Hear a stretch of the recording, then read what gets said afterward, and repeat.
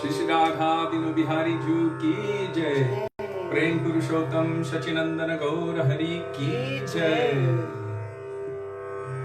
Shri Shri Radha Dinu Bihari. You already said that. Giriraj Maharaj ki jai.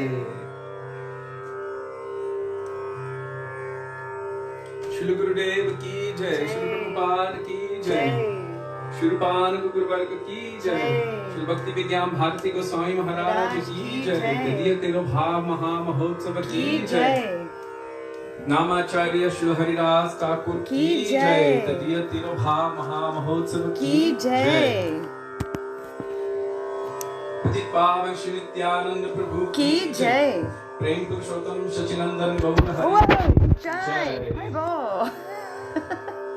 Radha Vino Bihari Ju ki jai.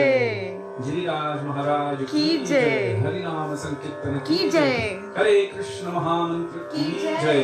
Gaura Bhakta Vrinda ki jai. Shri Gaura Premanande Hari Hari Bo. Can we put Srila Bharti Maharaj over here so he can be seen? Yeah, absolutely. I just don't have the frames. That's okay.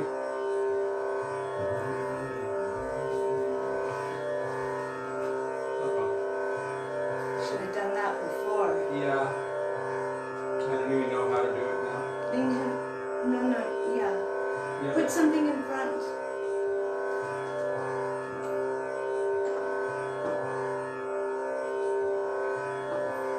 There we go.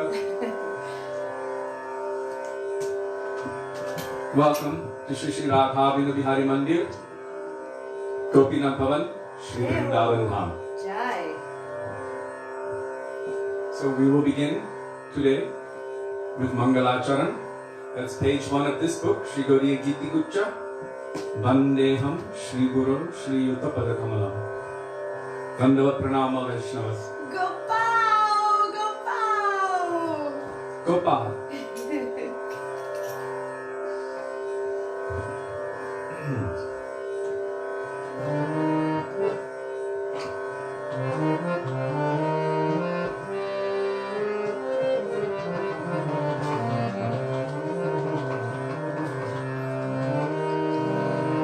Vandeham Shri Guru Shri Yuta Padakamalam Shri Guru Vaishnavascha Shri Rupam Sargajatam Sahagana Raghunatham Vivantam Sajivam Sadvetam Samadhutam Vijanan Sahitam Krishna Chaitanya Devam Shri Radha Krishna Param Sahamana Lalita Shri Vishakam Vikamshya Om Ajnanatimmirandhasya Jnananjana Shalakaya Chakshurmilitam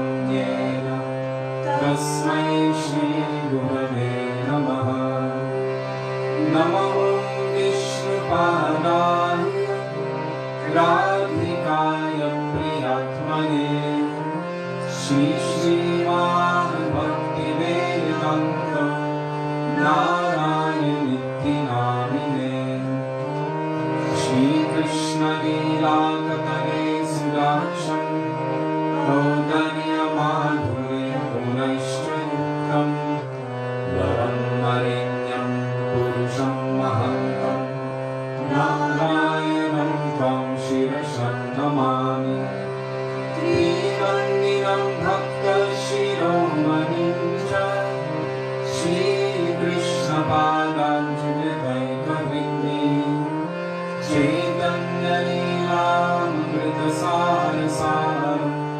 Narayanam Tvam Satatam Prapadye Namo Vishnupadaya Krishna Presthaya Bhutale Srimate Bhaktivedanta Swami Nityanamine Namaste Saraswati देवी गौरवाणी प्रचारिणे निर्विशेष शून्यवादी पाश्चात्य देशकारिणे नमः विष्णुपादाय गौरप्रेष्ठाय भूतले श्री श्रीमद् भक्ति प्रज्ञान केशवनित्यनामिने प्रतिमर्त्यचरित्राय स्वश्रितानां च पालिने जीवदुःखे सगर्ताय श्रीराम प्रेमदायिने नमः विष्णुपादाय कृष्णप्रेष्ठाय भूतले श्रीमते भक्ति सिद्धान्त सरस्वती नामिने श्रीवैष्णवाय दैहिकाय कृपाभये कृष्ण संबंध विज्ञान गहिने ब्रह्मवे नमः माधुर्योज्ज्वल प्रेमाख्य श्रीरुवानुगभक्तिदा श्रीगौरकरुणा शक्ति विग्रहाय नमोस्तुते नमस्ते गौरवाणी श्रीमूर्तये निरकारिणे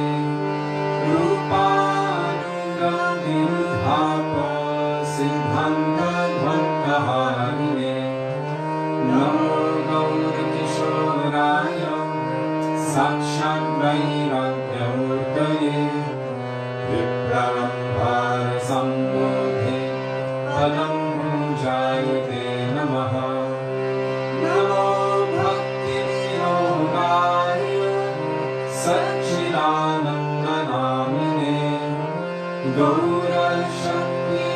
गौरशक्तिस्वरूपाय रूपानुगम्बरायते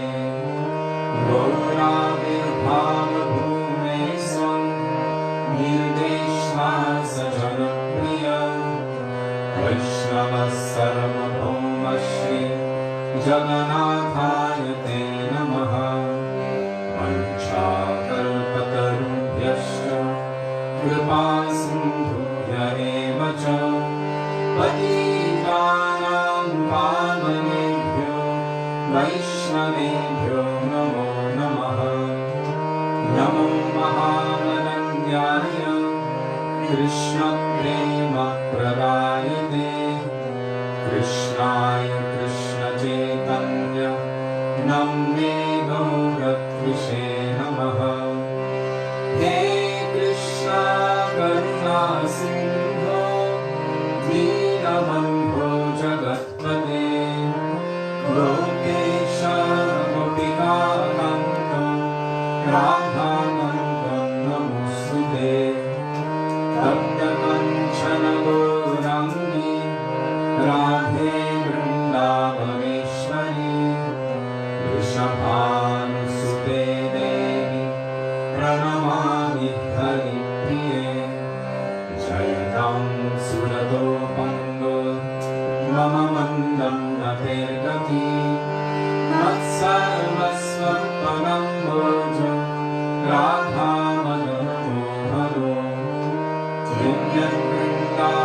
दिव्यवृन्दारण्यकल्पद्रुमद श्रीमद्रत्नागार सिंहासनस्थो श्री श्रीराधा श्रीरघुविन्ददेव प्रेष्ठानिधि सेव्यमानो स्मरामि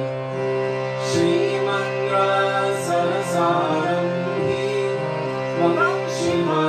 मक्षिमततस्थितः कर्षन्ते स्वनर्गोपी गोपीनाथ श्रीस्पुनः वृन्दाय तुलसीदेव्यै प्रियाय केशवस्य च कृष्णभक्तिप्रदे देवी सत्यवत्यै नमो नमः पञ्चतत्त्वात्मकं कृष्णं भक्तरूपस्वरूपकं Bhakta-avatanam bhaktakyam namami bhakta-shantikam. Jai Shri Krishna Chaitanya Prabhu Nityananda Shri Advaita Gadadhar Srivasadi Gaura Bhakta Vrinda Cheto-darpanamarjanam Bhava Mahadavam Nirvapanam Shreya-kairava Chandrika Vitaranam Vidyavadhu Jivanam Anandam Munivardhanam Pratipadam Purnamritashanam Sarvatma Saparam Param Vijayate Shri Krishna Sankirtanam Hare Rama Hare Rama Hare Rama Kevalam Karunastyeva Nastyeva Nastyeva Gatiranyata Hare Krishna Krishna Krishna Hare Hare Hare Rama Rama Rama Hare Hare. Dandavat Pranam, all Vaishnavas. Dandavat Pranam. Today we have Jiva Pavana Prabhu is back. Haribol. Thank you so much, Labangalata, for doing that service in the last few days of putting the bhajans up. And now Jiva Pavana Prabhu will resume his seva. And also Mahavishnu Das is back, so it's nice to see you there. And Dandavats to all the Vaishnavas assembled.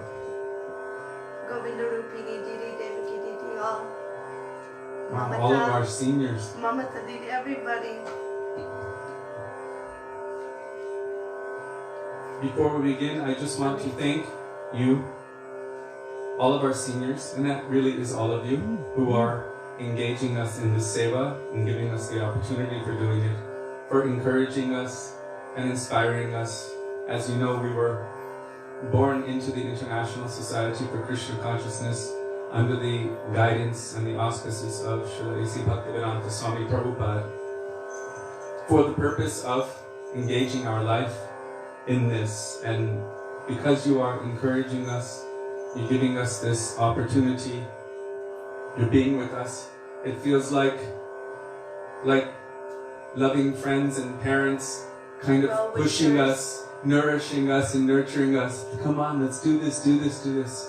So I feel like a baby who's learning how to walk with your careful guidance. And we feel so grateful that you encourage us and you come here every day. So to all of you, our Dandavat Pranam.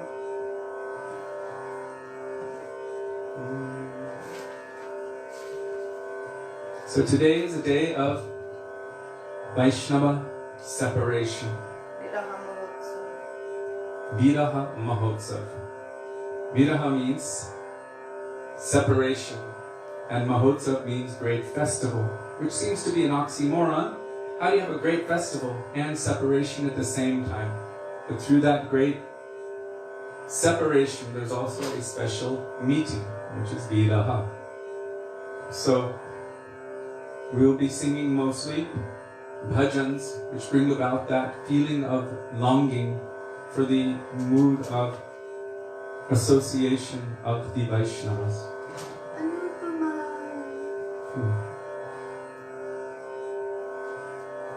Which will bring about one of the greatest potentialities in our heart, because only through the mercy of Vaishnavas can we attain the mercy of Krishna.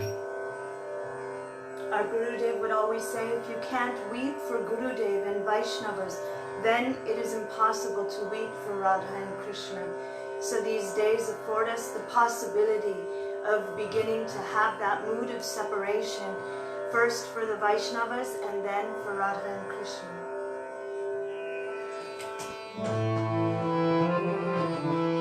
Gurudev Kripa Bindu Diya. Because that prayer specifically is crying out for giving me humility. And today is also a day of remembering the humility of Vaishnavas and praying to them for their mercy that humility may manifest in our hearts.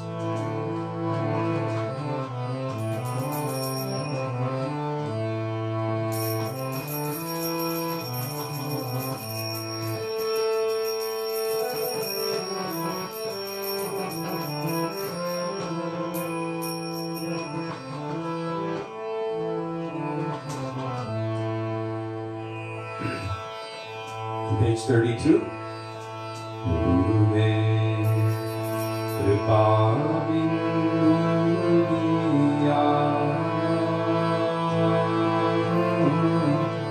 Korore Dase Krinape Ayati Gurudev Kripa Binduya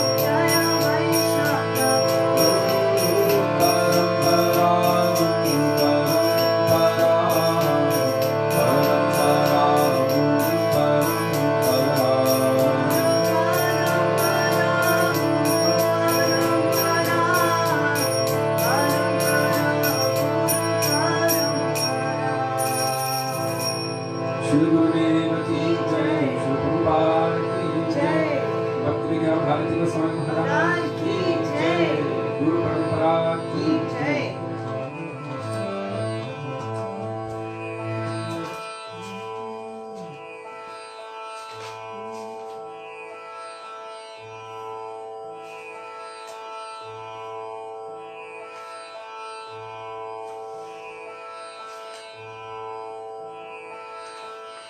Thakur, Vaisnava, Pada. Page 38. Page 38. Thakura. If they don't have a songbook. If you don't have a songbook, Jiva Pavana Prabhu very mercifully and kindly will be posting the bhajans in the comment section of the thread. So scroll to the most recent, or what is it called, newest comment of Jiva Pavana Prabhu, and you will see the bhajan posted there, so you can follow along with us. Thank you, Prabhu.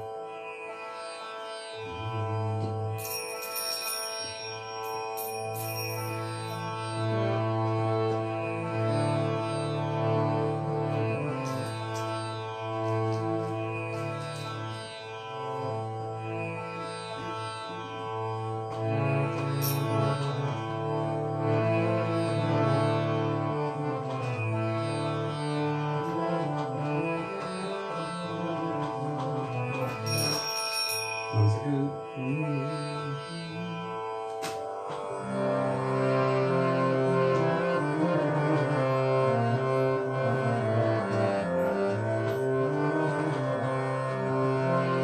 Thakur Vaisnava Pada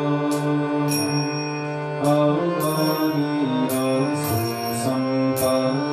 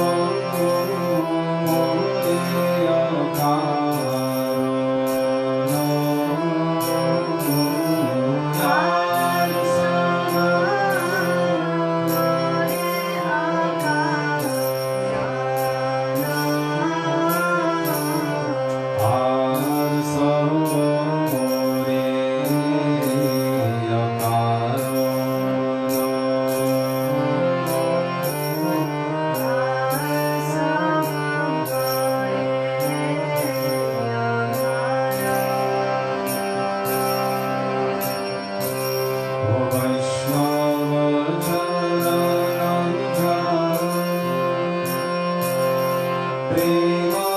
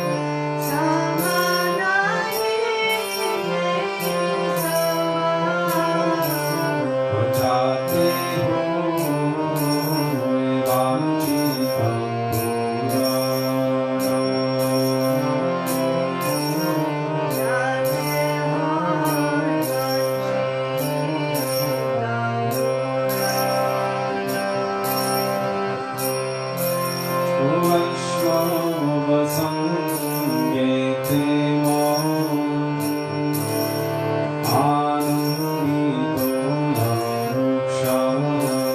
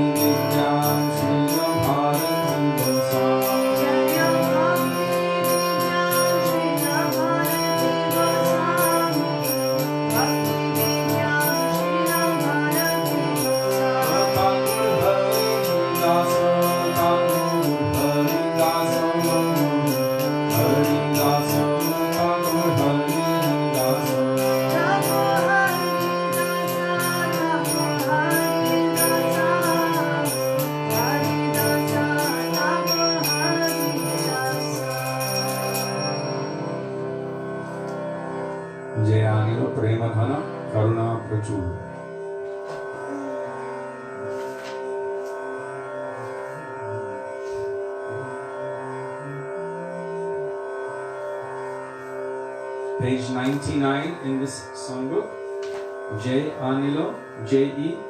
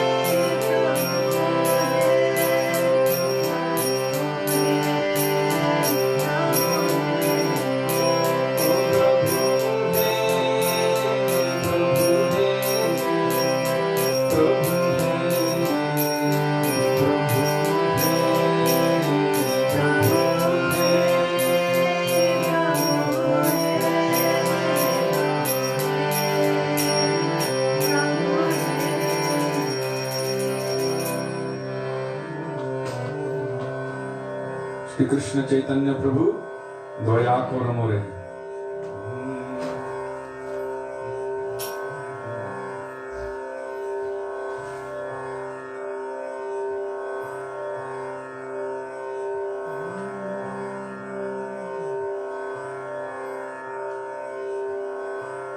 Page 96, 2 pages back.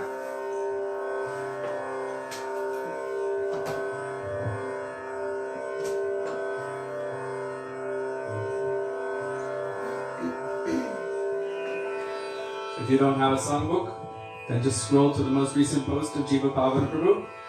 There you will find the bhajan in the comment section of the thread, so you can follow along.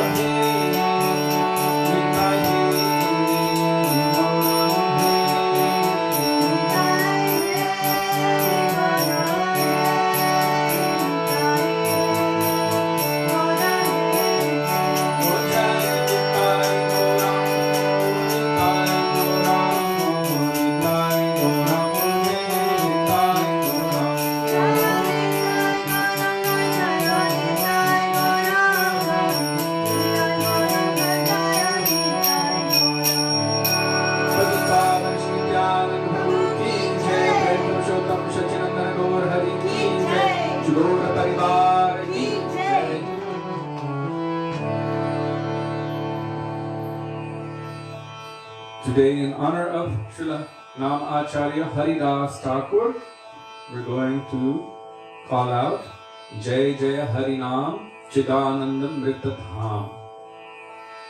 Starting with Jaya Jaya, Jaya, Jaya.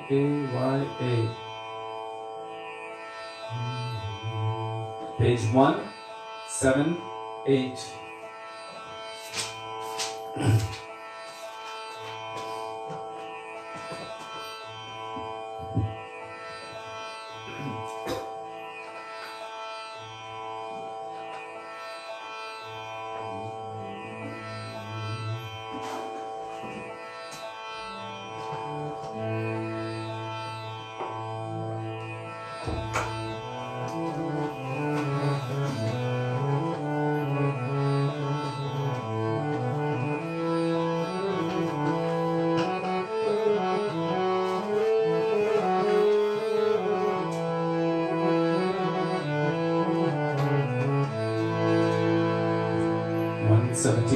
Jai Jai Harinam. Jaya Jaya Harinam. Chidananda Mritadham. Jaya Jaya Harinam. Chidananda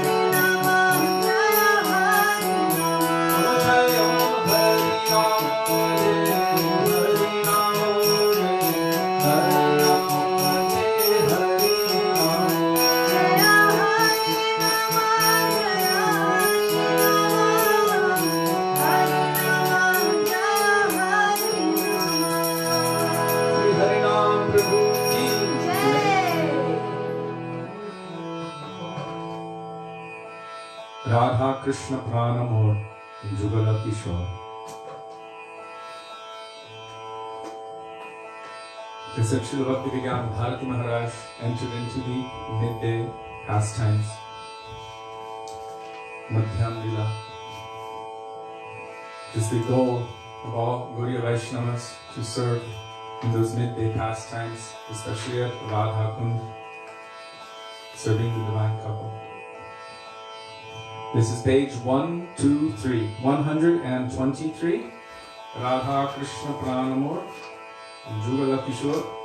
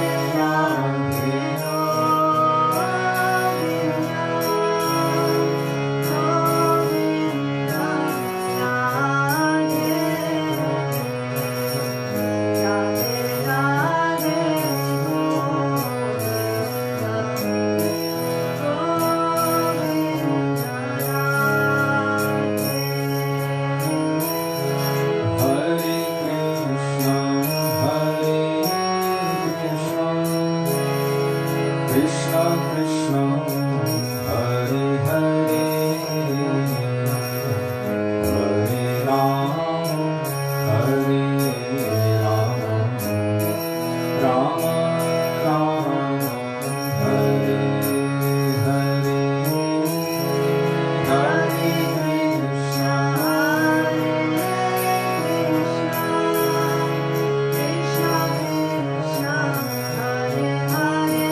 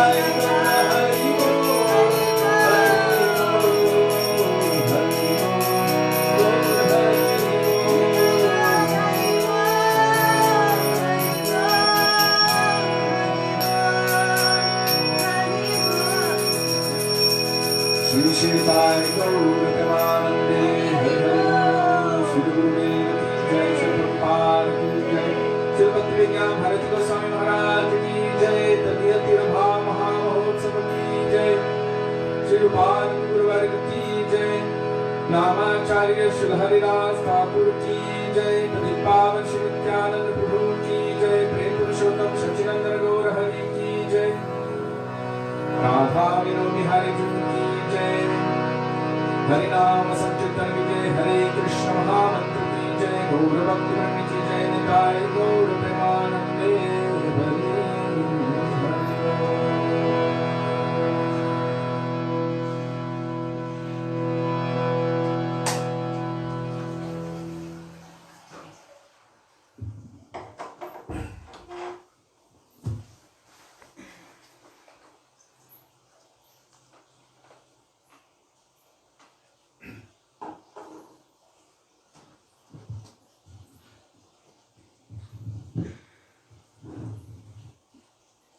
Gurave Gaurachandraya Radhikaya Tadalaye Krishnaya Krishna Bhaktaya Tadbhaktaya Namo Namaha Ajnanatimirandhasya Gyananjana Shalakaya Chakshurunmilitam Yena Tasmai Shri Gurave Namaha Nama Vishnupadaya Radhikaya Priyatmane Shri Srimad Bhaktivedanta Narayaniti Namine Nama Vishnupadaya Krishna Presthaya Bhutale Srimate Bhaktivedanta Swami Niti Namine Vancha Kalpatarubhyascha Kripa Sindhubhya Evacha Patitanam Pavanebhyo Vaishnavebhyo Namo Namaha Shri Krishna Chaitanya Prabhu Nityananda Shri Advaita Gadadhar Shivasadi Gaura Bhakta Vrinda Hare Krishna Krishna Krishna Hare Hare Hare Rama, Rama Rama, Hare Hare.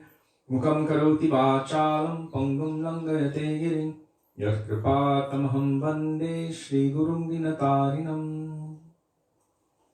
First of all, I offer my Dandava Pranam thousands of times in the dust of the lotus feet of our beloved Gurudev. Nitya Lila Pravishna Vishnupad Astottara Shata Shri Srimad Srila Bhaktivedanta Narayan Goswami Maharaj. In the same thousands of Dandava Pranam, in the dust of the lotus feet of Nitya Lila Pravishna Vishnupad, Astottara Shata Shri Srimad Srila Bhaktivedanta Swami Srila Prabhupada. And also the same thousands of Dandava Pranam, in the dust of the lotus feet of Nitya Lila Pravishna Vishnupad, Astottara Shata Shri Srimad Srila Bhaktivedanta Bharti Goswami Maharaj. And also on this day of the disappearance of Srila Haridas Thakur, also offering our Dandava Pranam thousands of times in the dust of his lotus feet, and also to all of our Rupanuga Guru Varga. And also I offer my Dandava Pranam to all Vaishnavas past, present and future, including all of you present with us today. My Dandava Pranam. Dandavat Pranam, Radhe Radhe. Radhe Radhe. So for many of you, depending on where you are around the world, you may have already observed these special holy days. But there is no harm in remembering their glories. Really, that is the purpose of our remembrance. That is the purpose of our mouths. That is the purpose of our eyes and ears, to glorify, to see, to remember, to hear about the glories of the pure devotees of Krishna. Even Krishna is greedy to hear about the glories of his devotees. In fact, even Krishna does not want to remain anywhere where his devotees are not present, and really he is fully entrapped within the core of their hearts by their love and affection. By remembering Krishna's devotees, purity begins to manifest in the heart, and all ignorance anarthas are automatically dispelled. If we try to go to Krishna directly, I was reading from our Srila Gurudev Bhaktivedanta Narayan Goswami Maharaj today. If we try to go to him directly, he will not accept it. He will see it as egotistical. He will see it as vain and proud. And he will understand that we don't have any appreciation for the real process of bhakti. That bhakti comes or is awakened in the association of those who possess love and devotion for Krishna, or bhakti. So the process to awaken devotion in our heart is by coming into the association of and taking shelter of the pure devotees of Krishna. And today happens to be the anniversary of two very beautiful, amazing personalities. The disappearance anniversary of Srila Bhaktivedanta Bharti Goswami Maharaj and of Sri Namacharya Haridas Thakur, who is an intimate associate of Sri Chaitanya Mahaprabhu. Actually, both are. We might not be able to understand and realize that in the beginning, but when we understand Guru Tattva, then we will understand this principle. When Sri Chaitanya Mahaprabhu was conversing with Rai Ramananda, at that time he asked him many questions. And yesterday we heard regarding Srila Bhaktivedanta Thakur, that Bhaktivedanta Thakur established that evidence must be there from Shastra, Amnaya Praha. Evidence must be there, otherwise we cannot just plainly accept something. Why did he establish this? Because Bhaktivedanta Thakur is manifesting the inner heart's desire of Sri Chaitanya Mahaprabhu. And what did Mahaprabhu say to Rai Ramananda? I don't want any answers from you unless you can back it up with Shastra. Nothing from your mind. No, I think, I feel, maybe, I believe, my opinion, or anything like that. Chaitanya Mahaprabhu wanted tattva, siddhanta, and fact, what is coming from Shastra. And one thing we find in common with both Srila Haridas Thakur and Srila Bhaktivedanta Bharti Maharaj is that everything they spoke had reference, foundation, very strong reference foundation in Shastra. So as Chaitanya Mahaprabhu is asking Rai Ramananda some questions, he asked him one question: what is the greatest suffering? Greatest stressful thing in this world? And Rai Ramananda replied, I do not know any greater suffering than that of separation from the devotees of the Lord, separation from the Vaishnavas. And so in one case we understand that we are not these bodies, everyone is eternal. And so what is the need to lament? And yet, on the other side, the rasa side, there's the tattva side and the rasa side. The rasa side means when there is relationship of love and affection, naturally the heart breaks. What did Narottam Das Thakur say in that bhajan? Thakur Vaisnava Avanira Susampada Shuno Bhai Hoya Ekaman. The very last line, Dina Narottam Kande. Narottam Das Thakur weeps, and Dina means actually he's feeling himself very fallen. Why have I been torn, ripped away from the association of Vaishnavas? So we see again and again in our Shastras, manifested from the hearts of our Vaishnavas, the pure devotees, that they're exhibiting separation, but this is no ordinary separation. We see how Krishna is feeling separation from his Brajabasis, and the Brajabasis, especially the gopis, are feeling deep separation from Krishna. This is no ordinary material-like separation. This is separation in service to Krishna, and this increases Krishna's transcendental pleasure infinitely. So it is no ordinary thing. So Rai Ramananda told this to Sri Chaitanya Mahaprabhu, that I know no suffering or no distress greater than that of separation from the Vaishnavas, or the pure devotees of Krishna. Anything else, you can have your hand or arm chopped off or anything like that, no problem. But the heart will break. Srila Gurudev Bhaktivedanta Narayan Goswami Maharaj explained that the sole purpose for the disappearance of any Vaishnava or Sri Guru from our life is to increase our service mood.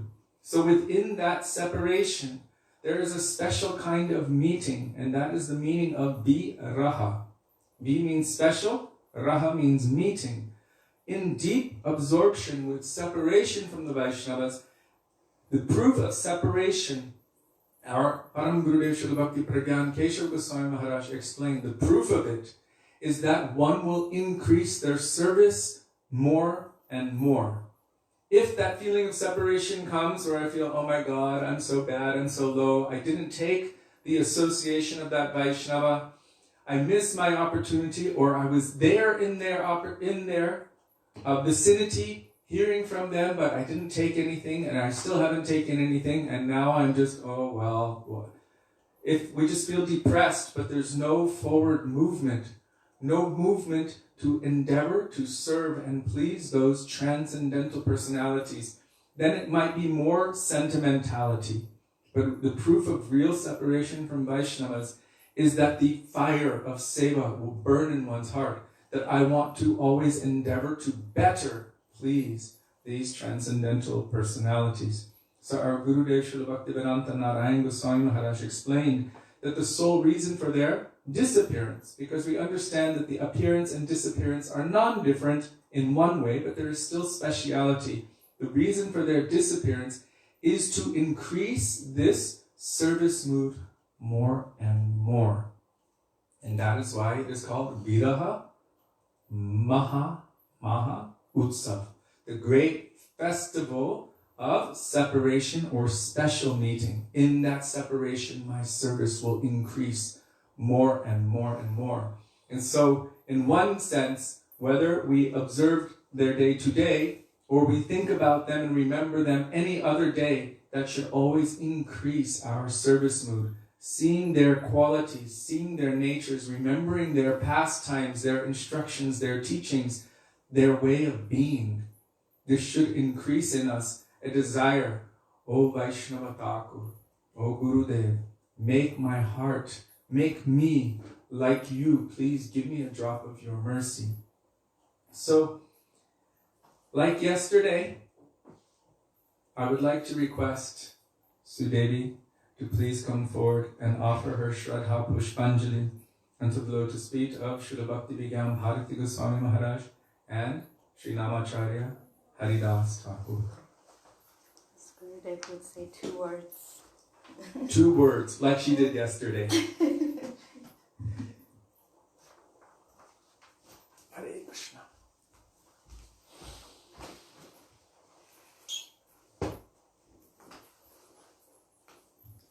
Dandavat Pranam. Dandavat Pranam.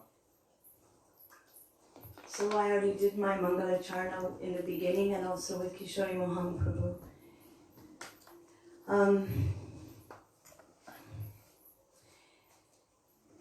I spoke before how I received the great fortune of coming in the association of Srila Bhaktivedanta Bharti Goswami Maharaj. But I want to tell it again. It was so long ago. I don't remember. I want to tell it again because it proved to me Guru Tattva. Now, I know that sounds strange, but we hear that when the jiva is crying, sincerely praying and calling out, that Krishna manifests from the heart of that jivatma and stands in front of us in the form of Sri Guru Plista. And so, many years ago, we went to Navadvip Parikrama with our Gurudev, Srila Bhaktivedanta Narayan Goswami Maharaj. And in the course of the Parikrama, he took us to Mayapur. And when we went there, we went to one really huge temple. And the temple room was massive. There were about 20,000 persons on our Parikrama. And so when I walked in there, it was packed full. There was a really large stage. And sitting on that stage were tons of sannyasis and brahmacharis and really strong-looking Vaishnavas. But 2 persons had some kind of astonishing glow, had some like vibrational thing that they allowed me to see because I was standing there looking at them in awe. It was our Gurudev, Srila Bhaktivedanta Narayan Goswami Maharaj and Srila Bhaktivedanta Bharti Goswami Maharaj. And it was like they were absolutely effulgent. Even though so many stalwarts were surrounding them, they were glowing. So somehow or other I found Kishori Mohan Prabhu in this crowd of 20 some odd thousand personalities. And I said, oh, Kishori Prabhu, I don't know who that personality is, but let's go and touch his feet, and whatever donation, whatever money you have in your pocket, just give it to him. And I had never felt like that upon being with any other Vaishnavas, just this spontaneous need to try to do something, serve or touch them or come near them. So we got through all of these Vaishnavas, and finally we arrived. Gurudev had left, and we arrived at the feet of Srila Bhaktivedanta Bharti Maharaj. And we offered our pranam, touched his feet, and gave a donation. And then I forgot about him. I was busy with our service to our Gurudev and traveling and doing so many things. And then in 2010, our Gurudev performed his disappearance Leela from this world, from our manifest vision. And in the course of that time, about 3 months, Kishori Mohan Prabhu and I were serving Srila Gurudev by cooking for him and giving him his medicine. So we were with those who were caring for him constantly. When Srila Gurudev entered Samadhi, we had seen him in Jagannath Puri, but I didn't want to go to Navadvip. I thought, no, I don't want to have that frenzy of trying to get one last look at my Gurudev, and I didn't want to have that. I did arti of him and worshipped him as he was in Samadhi in Jagannath Puri. So we came back to Vrindavan, and one devotee, after the Samadhi ceremony, she came back to Vrindavan and she brought me a video, and she said, I took a video of everything for you, and I think you might like to see it. And I thought, maybe my Gurudev wants me to see this. Maybe my vision is not adjusted properly because I was afraid to see that ceremony. So maybe this is what he wants me to see. So I put the USB in my computer and I started to watch this ceremony. And all of a sudden, there came a point where they were bathing his transcendental body, and I broke down, just literally on the ground, screaming and wailing, just crying, really like pathetically. Very loudly. Loudly screaming. And I was crying and weeping and screaming for Gurudev, my Gurudev, Bhaktivedanta Narayan Goswami Maharaj, that beautiful, charming personality with blue eyes that would raise his eyebrows and twist his hands when he would speak. This is who I was thinking of. And I was screaming. And all of a sudden, a face came in my vision. So clear and undeniable. And I remembered, I saw you before. Who are you? And I realized, he's that personality I saw sitting next to Gurudev all those many years ago. And I started running from apartment to apartment here in Gopinath Bhavan. Hare Krishna, did you remember when we were in Mayapur and we went and we saw this Vaishnava? And nobody could answer my question, who it was.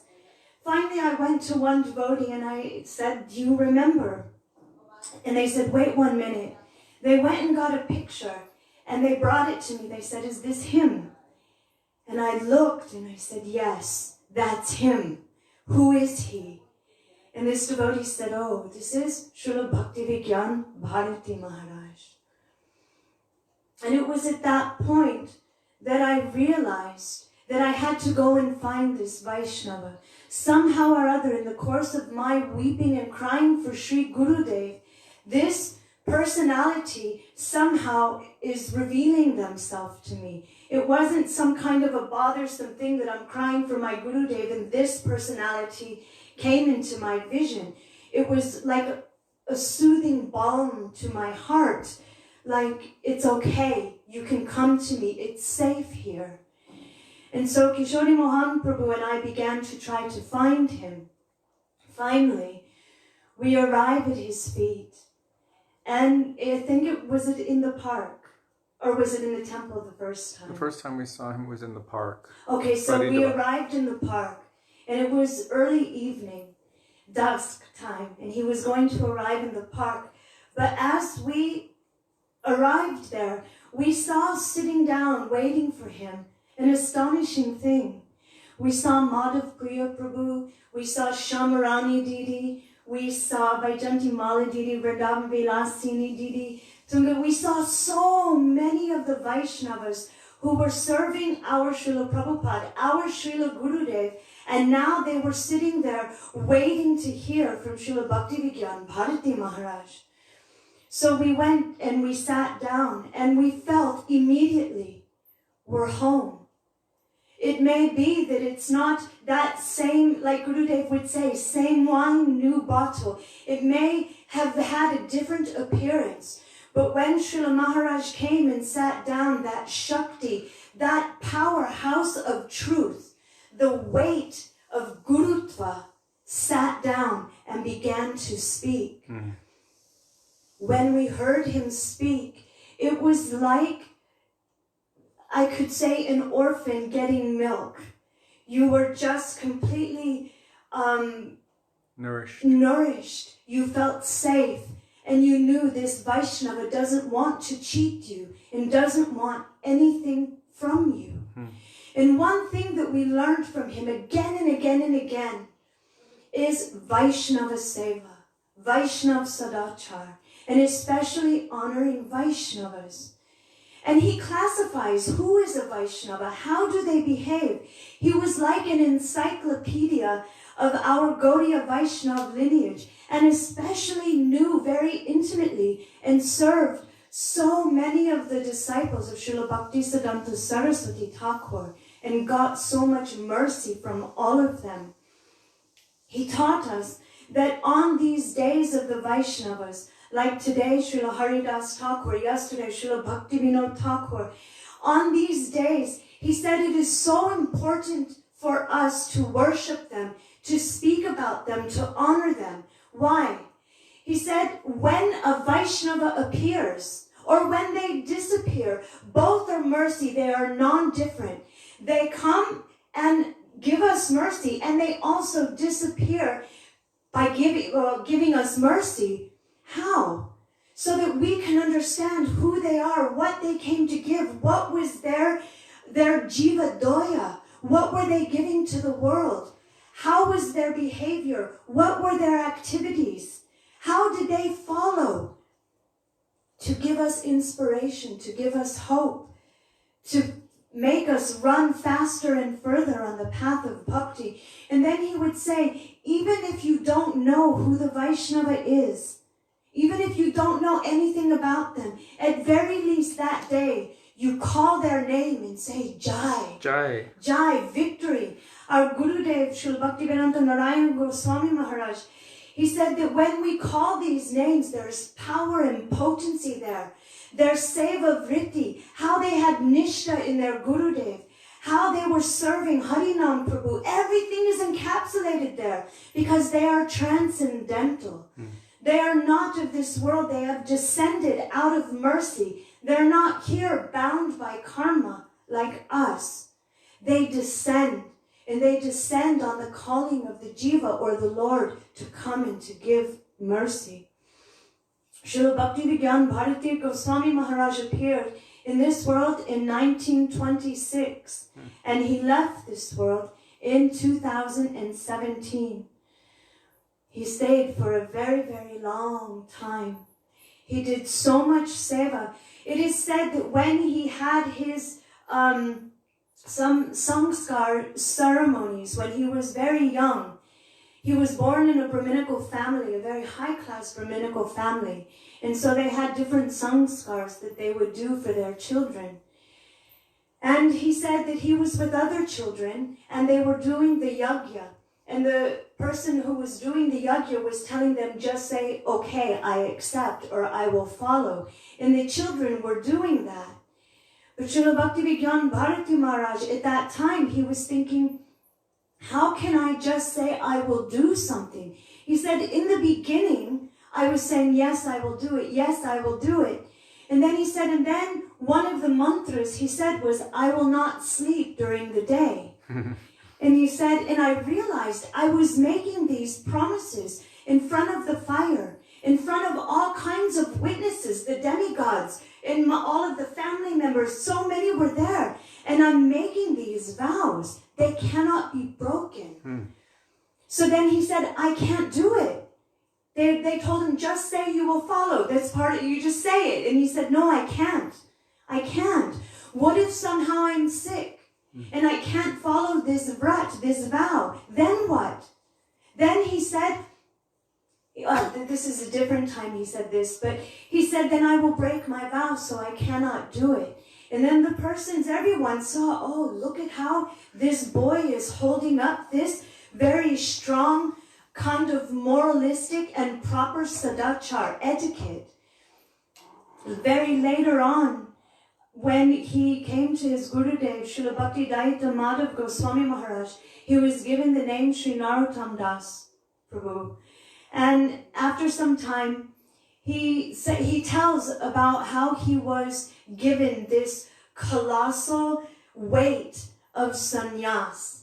So many times nowadays, we see how people rush to take sannyas. I want sannyas, I want the danda in the prestige maybe. They want this thing. But Srila Bhaktivedanta Bharti Maharaj said that one of his god brothers had come to him. His name was Narayan Prabhu Das. I don't remember the name fully. I remember it was Narayan something. But he came to him and he was saying, Gurudev wants to give me sannyas. I don't know what to do. He said, I was born in a family of Kshatriyas, and this is such a high-class position. How can I accept it? And Srila Bhaktivedanta Bharti Maharaj began to give him all kinds of praman, saying, our Gurudev knows better than you what you should take and not. Besides, he has been preaching that we are not these bodies or these varnas, Brahmin, a Kshatriya, Shudra like this, Vaishya. We are not all of these designations. You should put faith in Gurudev. So that devotee, that brahmachari said, yes, okay. And then he said, but by the way, Gurudev is also speaking about giving you sannyas also. He said he immediately ran to his room, covered himself with a chadar and fell asleep. He was horrified. Then his Gurudev called for him and he went to the feet of his Gurudev, Srila Bhaktivedanta Madhav Goswami Maharaj, a very prominent disciple of Bhaktisiddhanta Saraswati Thakur Prabhupada. And he told him, I want you to accept this sannyas order. I want you to take this. Srila Bharti Maharaj said that I realized at that point how easy it was to give advice to others. How it was so easy for me to tell my god brother, it's okay, just follow the order of Gurudev, take sannyas, no problem. He knows what you can handle. But when it came time for me to take this, what happened after his Gurudev told him, I want to give you sannyas tomorrow morning. So I want you to read in Srimad Bhagavatam where it talks about sannyas and avadut, and you need to read this and understand it. Srila Bhaktivedanta Bharti Maharaj said he immediately got a high fever and he went back to his room completely terrified, horrified. He thought, what will happen? I thought from brahmachari maybe you go into grihasta, you know, and he thought, am I able to hold this vow? And then he began to speak about when we make vows. He said, if I take this sannyas vow, my well-wishers, including my family members, my mother, my father, who have given me life, they are also wishing for my greatest benefit. He said, if I break my sannyas vow, then they will also fall to hell with me. He was so dharmic. He followed Shastra as it is. So what did he do? He read this part of Srimad Bhagavatam. He learned it. In that next morning, he took this sannyas vow, received Gopi Bhav mantra. And then in this lecture, he tells that as far as I know, everything, well actually his Gurudev that day told him to stand up and speak on that part of Srimad Bhagavatam. So he spoke on it, and that vrat of sannyas, what it means to take sannyas. And then he said, as far as I know, throughout my life, I have followed that completely. Once we went to a marriage ceremony with Srila Bhaktivedanta Bharti Maharaj. We only went, actually our God family wanted us to come, and we were like, oh, but it's all the way in Delhi, I don't know. And then we heard that Srila Bhaktivedanta Bharti Maharaj would be there and speak, and we're like, we're going, for sure. So we went to this wedding and we were doing the kirtan. And Srila Maharaj arrived and he sat down. And it's very rare for Gaudiya Mat sannyasis to be at weddings. Even when our Gurudev performed our Vedic wedding in 1996 in Sevakunja here in Vrindavan, it was a scandal. It was a huge scandal. There had never been a sannyasi in the Gaudiya Vedanta Samiti that had done this. Even our Srila Prabhupada, he told how he broke so many kinds of rules and regulations, even of his sannyas order. If you speak with Shamarani Didi, actually Srila Prabhupada put her sari on her. She didn't know how to wear one. And there's a video of her dancing. I don't know if you know it. She's dancing and there's a picture 22nd Avenue. Yes, and Prabhupada is playing kartals and singing. And there's a picture of Panchatattva there. And she's there and she's dancing. That sari, our Srila Prabhupada, with his own hands, he put that on her. He did marriage ceremonies. He did so many things that were shocking beyond belief for a sannyasi to do. So Srila Bhaktivedanta Bharti Maharaj went to this wedding. And this is astonishing, actually. Nowadays, we expect sannyasis to perform the weddings, and they do it, and they get big donations. But actually, it was unheard of. So because he is a stalwart, and he didn't do these types of things, when he arrived, everybody was like buzzing, oh, he's here, he's here. And we were thinking, what will he say? What kind of blessings will he give? And he told this katha about not breaking vows. And what kind of vows are they making? We are calling, when we're doing our Vaisnava ceremonies and saying Swaha, we are calling our Gaudiya Guru Varg, we're calling the names of Radha and Krishna, of Panchatattva, of Devatas, of all Gaudiya Vaishnavas. And we're saying Swaha, Swaha, we're calling them to be witnesses. I am vowing to spend my life with this person, to help them in their bhakti, to help them move forward and to not try to hold them back. And he began to speak of what is marriage and what is vowing and what will happen if you break your vows. And then he began to speak about hell. That actually, if you break your vows, even marriage vows, there are no divorce vows or divorcee kind of things that you can do once you make those vows. So he was saying, this is a real thing. This is a heavy thing that you have invited me to do, to be part of. So he gave his mercy by telling them, this is your vrat through your life. And maybe even 7 lifetimes you are making this vow. When Kishori Mohan Prabhu and I were married in our Vedic ceremony, we were tied together. That's what they do. They tie you together. Tying the knot. We were tying the knot. And then you're supposed to take that sari and that chadar of the husband and keep it in the closet and keep it tied for your life. That's what I thought.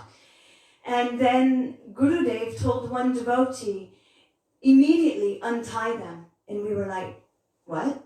What? And she came over and started untying us. And we're looking at her like, what are you doing?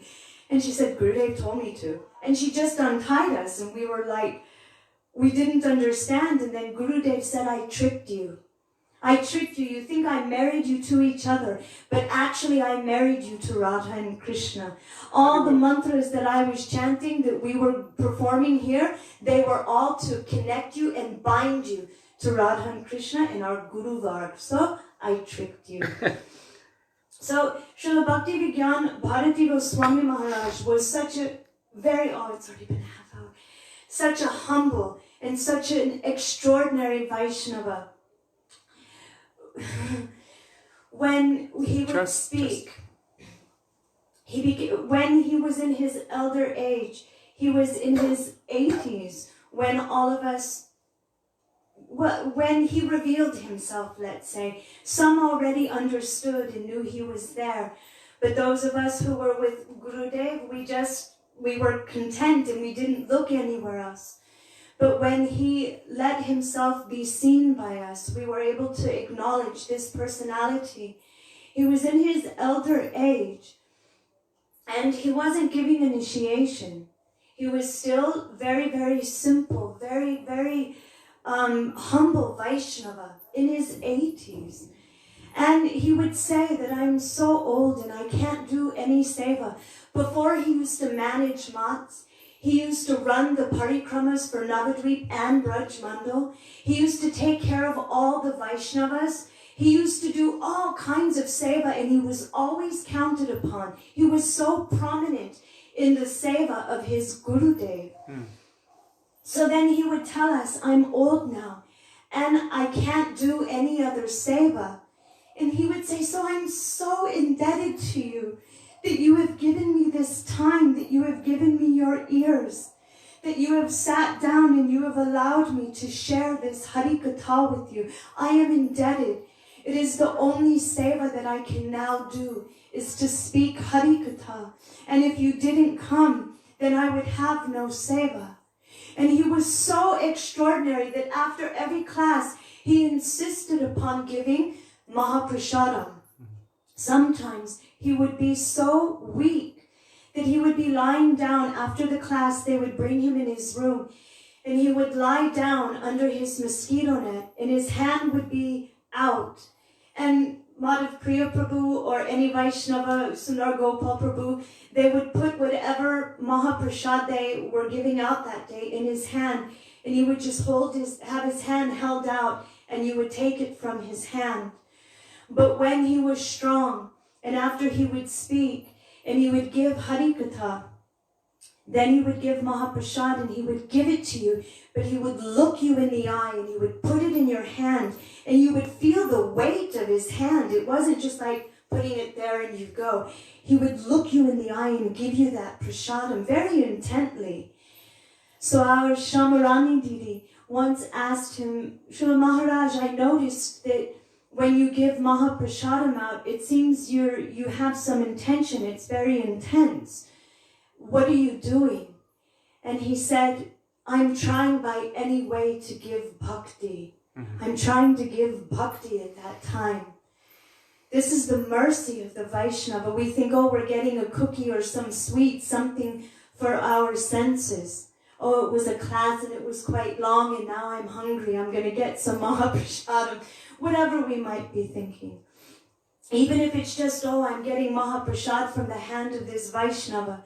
But his intention is you should have bhakti. You should taste the sweetness of bhakti. Hare Krishna, he would give this. Such an extraordinary Vaishnava. So today is also the day of our Srila Haridas Thakur, Namacharya Srila Haridas Thakur. Today is his disappearance festival. And we hear how when he disappeared from this world, it's so extraordinary actually. There are so many lessons in the life of Srila Haridas Thakur. But today, because it's his disappearance festival, I want to speak something about that. It is said that when Sri Chaitanya Mahaprabhu was performing his pastimes in Jagannath Puri, as time was going by, his moods were becoming more and more intense. And as he was tasting this Radha Bhav, and his kirtans were becoming more intense, his bodily symptoms of bhav were becoming more and more intense. Haridas Thakur was acknowledging, very soon he will leave. Very soon he will leave this world, and I don't want to witness that leela. So one day, Srila Haridas Thakur appeared in a Muslim family. Sometimes Vaishnavas or Jata Goshais means Apasampradaya, the caste Goswamis. They say that Srila Haridas Thakur was actually born in a Brahmin family, but they were poor or they died, either way. And so then Srila Haridas Thakur was later raised by a Muslim family. But our acharyas, especially Srila Bhaktivedanta Thakur, have explained exactly who he is and that he appeared in a Muslim family. And it was also to show, there were many reasons, maybe Kishori Mohan Prabhu will tell some of them, I don't know, but there were many reasons, and one of them was to show that mere birth in a Brahmin family or in any kind of a certain caste was not a qualification for even being our Nam Acharya. So-called untouchable personalities like Muslims, or they say dog eaters, or like this, they're malechas, we don't touch them. Western people like us. Brahmins have this mood. So Srila Haridas Thakur, for many different reasons, but one of them, he appeared in a family so that Mahaprabhu could show that it doesn't matter in whatever family, whatever situation you are born in, even in the family of meat eaters or dog eaters, it does not matter. We are all Nitya Krishna Das, and our Janma Adhikar, our birthright, is to love Krishna. So, Srila Haridas Thakur wouldn't go to the Jagannath Mandir. He wouldn't even go near it because he didn't want his shadow to touch the pandas, because he thought, I will contaminate them. If somehow they even see me, I don't want this. So Sri Chaitanya Mahaprabhu made arrangement for him to have one small place in a garden, near a garden, where Chaitanya Mahaprabhu himself, who is Brajendranandan Shyama Sundar, in the mood of Srimati Radhika, he is the absolute Jagannath. He would come to see Haridas Thakur every day. But before he would come to see him, I think it was Srila Bhaktivedanta Bharti Maharaj was explaining that he would bathe before he would go and see Haridas Thakur. And one of the reasons was he didn't want to bathe after, so that someone would maybe say, oh, because of association he had to bathe. But he would say, actually, the association of Haridas Thakur is more than bathing thousands and thousands of times in the Ganga. He said, once he embraced Haridas Thakur, and Haridas Thakur became ashamed and said, I'm untouchable. Please don't touch me. Don't touch me. And he said, touching you is performing every vrat, every kind of austerity. It's bathing in every holy place. Even the holy places pray to let you bathe in them and touch them. So Sri Chaitanya Mahaprabhu was showing what is the duty of this body. It is to actually touch and serve the Vaishnavas, to touch their feet, to clean their clothes, to clean their temple, to cook for them, to by anyhow be of seva to them. That is the perfection of the body. Going to the holy places or doing all kinds of ruts. What is that without that kind of sadhu sangha? When you told Gurudev you were afraid to touch his feet? I once told Gurudev in 1996, I said, oh, I'm afraid to touch your feet, because I heard that if someone touches their guru's feet, that you will have my karma, and I don't want you to get sick. And Srila Gurudev said, oh, you shouldn't think like this. You should think that whenever you see a Vaishnava, the purpose of the body is to bow down to them. The purpose of the hands is to touch their feet. Of the mouth is to glorify them. Of the ears is to hear their Hari Katha. And as he was glorifying Vaishnavas like that, I immediately went down and touched his feet. He said you should see from every pore. You should see from every pore the prema bhakti is emanating. Gurudev said, prema atoms are emanating from their body. So by anyhow, we should try to be able to touch them. So Mahaprabhu also had this mood toward Haridas Thakur. Haribol. I want to touch that body. It is the perfection of my life. So one day Govinda went, Chaitanya Mahaprabhu would send Govinda to bring Mahaprasad. One day he brought it to Haridas Thakur, who was lying down. And he said, oh, you brought me prasad, but today I have no hunger. But he took one grain of rice and honored it. Actually, when Srila Gaur Govinda Maharaj is speaking of this, he said because he was chanting 3 lakhs a day, he wasn't ordinary. He said it is not an ordinary thing for someone to do. He said, but because he was a perfected soul and his body was transcendental, he could chant 3 lakhs a day with no sleep and not even needing to eat. He was completely sarvatma snapanam. He had no need for anything else. Srila Gurudeva Maharaj, you can watch it, his lecture on Haridas Thakur. Sometimes we hear that there are different Vaishnavas that can chant 5 lakhs, 7 lakhs, but our acharyas have given him this title of Namacharya for a reason. It is not an ordinary thing. It is not an easy thing, and it is not something to be done or talked about haphazardly. So Govinda went back to Mahaprabhu and told him, today Haridas Thakur doesn't seem right. He's not taking anything.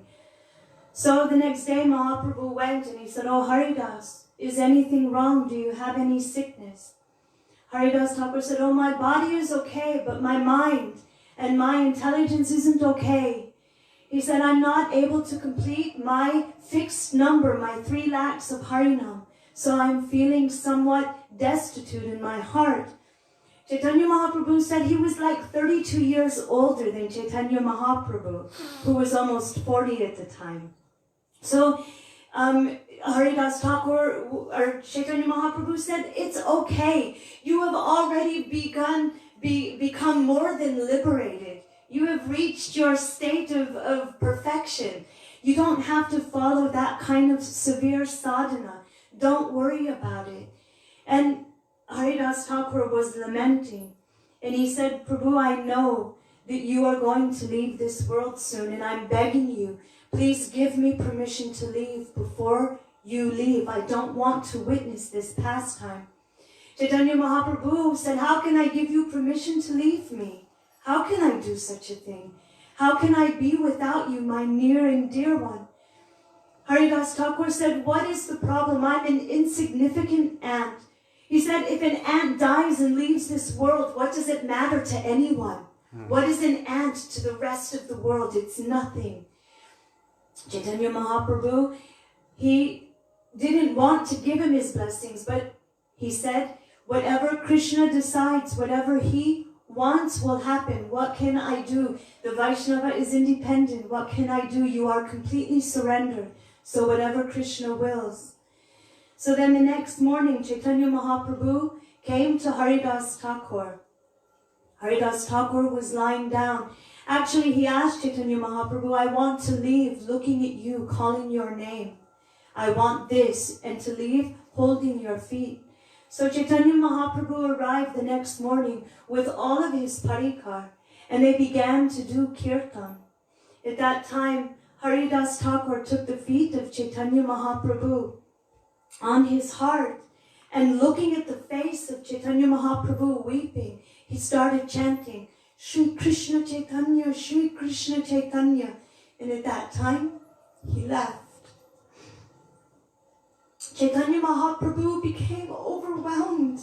He picked up the body of Haridas Thakur and began to weep and dance in separation.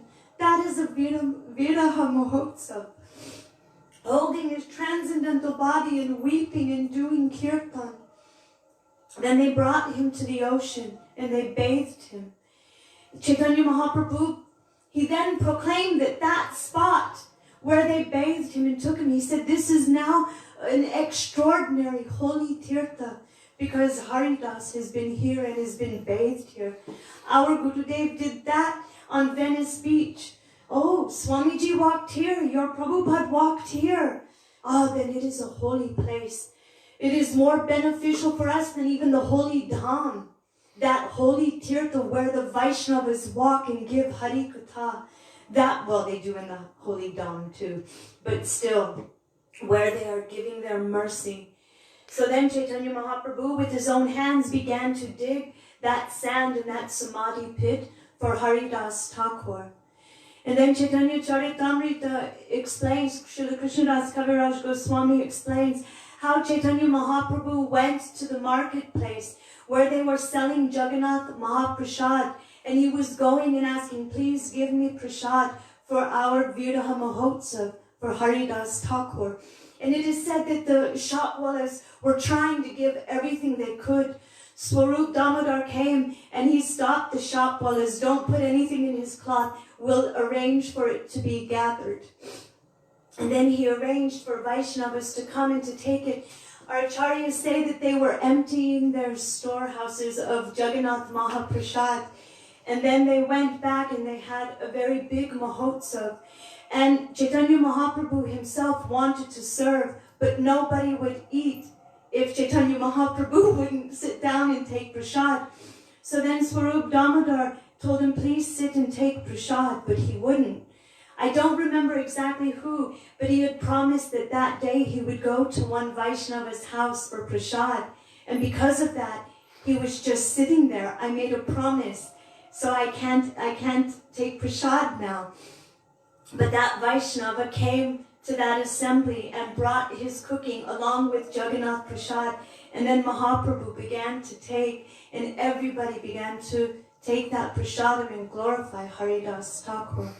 Chaitanya Mahaprabhu said, anyone who was part of this mahotsav, who bathed his body, who witnessed this mahotsav, who put any sand on his samadhi, who did kirtan, who even hears this pastime, they will be blessed with, I think he said bhakti, but they will be blessed. So today, this is one of the things that Srila Bhaktivedanta Saraswati Thakur, I'm repeating what I said yesterday, that there is no ill effect. Mahaprabhu and his parikar are only really and truly munificent? Yes. Is that the word? Only they can be called munificent. That even 500 years later, we're hearing about Srila Haridas Thakur, and because of that, we are being blessed. Imagine Sri Chaitanya Mahaprabhu himself was going like a beggar, carrying the transcendental body of Haridas Thakur. Imagine how his heart is melting when all the Vaishnavas the world over are calling out and remembering his own near and dear Haridas on his day. What to speak of Chaitanya Mahaprabhu, all those who held him so close. Rupa and Sanatan, when they would go to Jagannath Puri, they would stay with Haridas Thakur, and so would Srila Raghunath Das Goswami.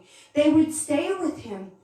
So imagine that kind of near and dear affectionate relationship. They all feel for him. He is mine. So because there's very little time, and I have to give Kishori Mohan Prabhu some time, we can't touch the glories of either of these Vaishnavas. It is impossible.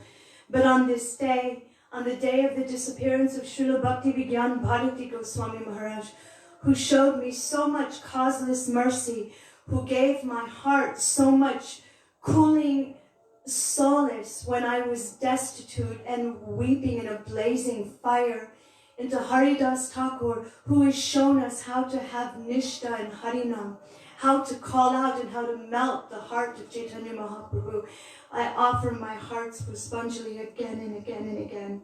Dandavat Pranam.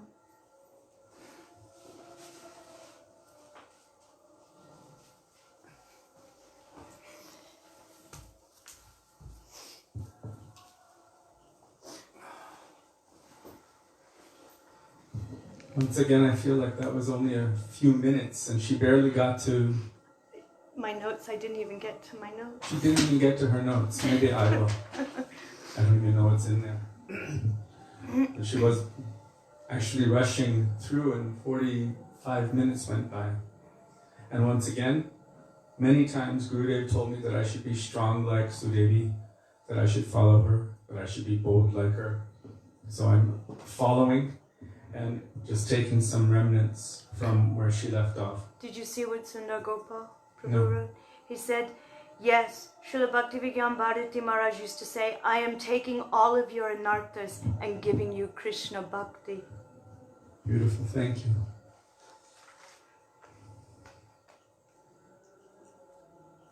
So Srila Bhaktivedanta Bharti Maharaj,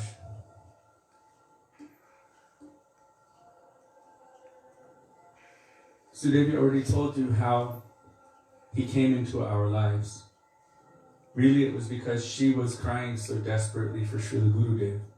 I've never seen her cry like that before or since. That kind of loud wailing on the floor. I read about it, I heard about it.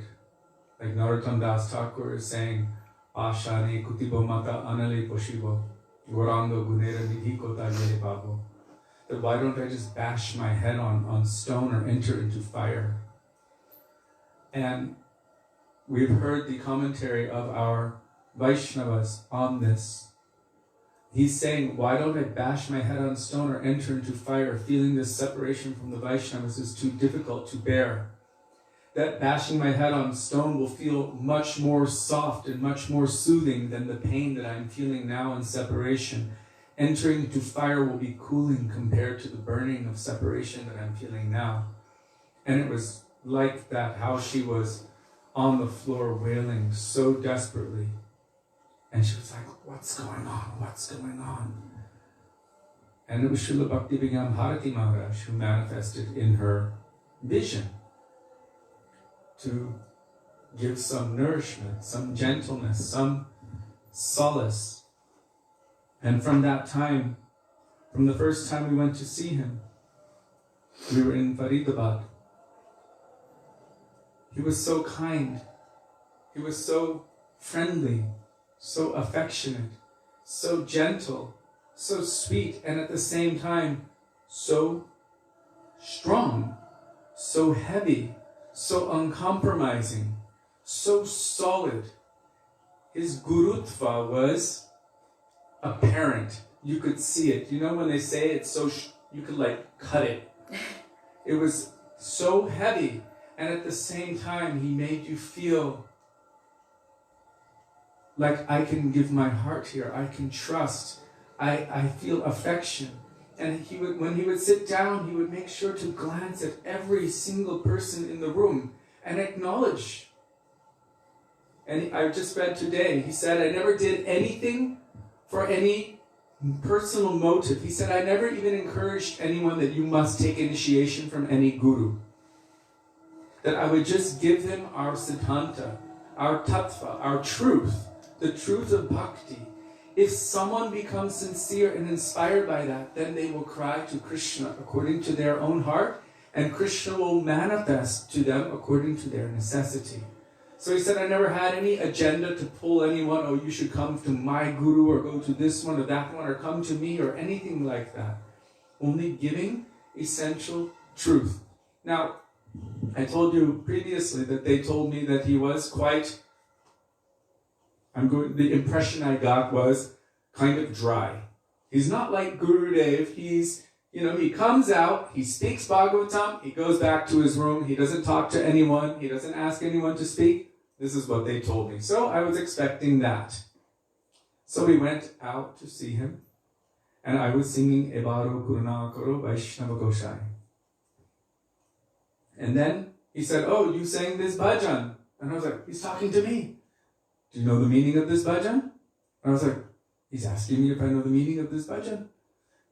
He said, stand up and speak the meaning. And I was like, I thought he didn't ask anyone to stand up and speak. He asked you your name first. First he asked me, what is your name? And I said, Kishori Mohan Das. He said, Kishori Mohan. And I was like, he said, do you know the meaning of Kishori Mohan? And I said, Kishori means Srimati Radhika, and Mohan means the, and he cut me off, and he said, Kishori Mohan. Kishori means Srimati Radhika, and Mohan means who is attracting and bewildering the mind of Srimati Radhika.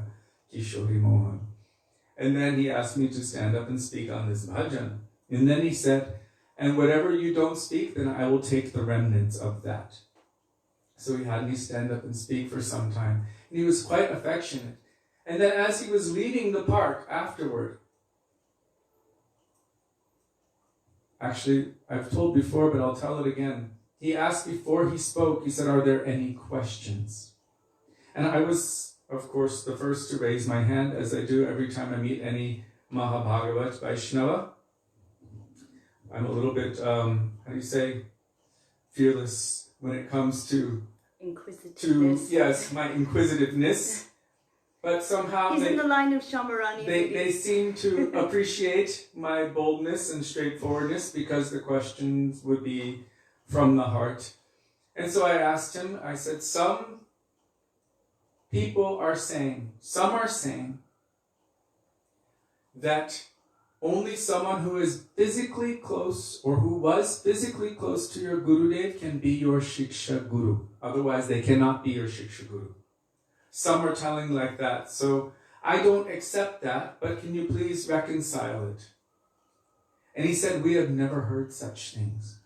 We have never heard such things. Now mind you, he had associated with every single Gaudiya Vaishnava, every disciple of Srila Bhaktisiddhanta Saraswati Prabhupada, served them, lived his whole life completely within the confines of Shastra. We have never heard such things, he said.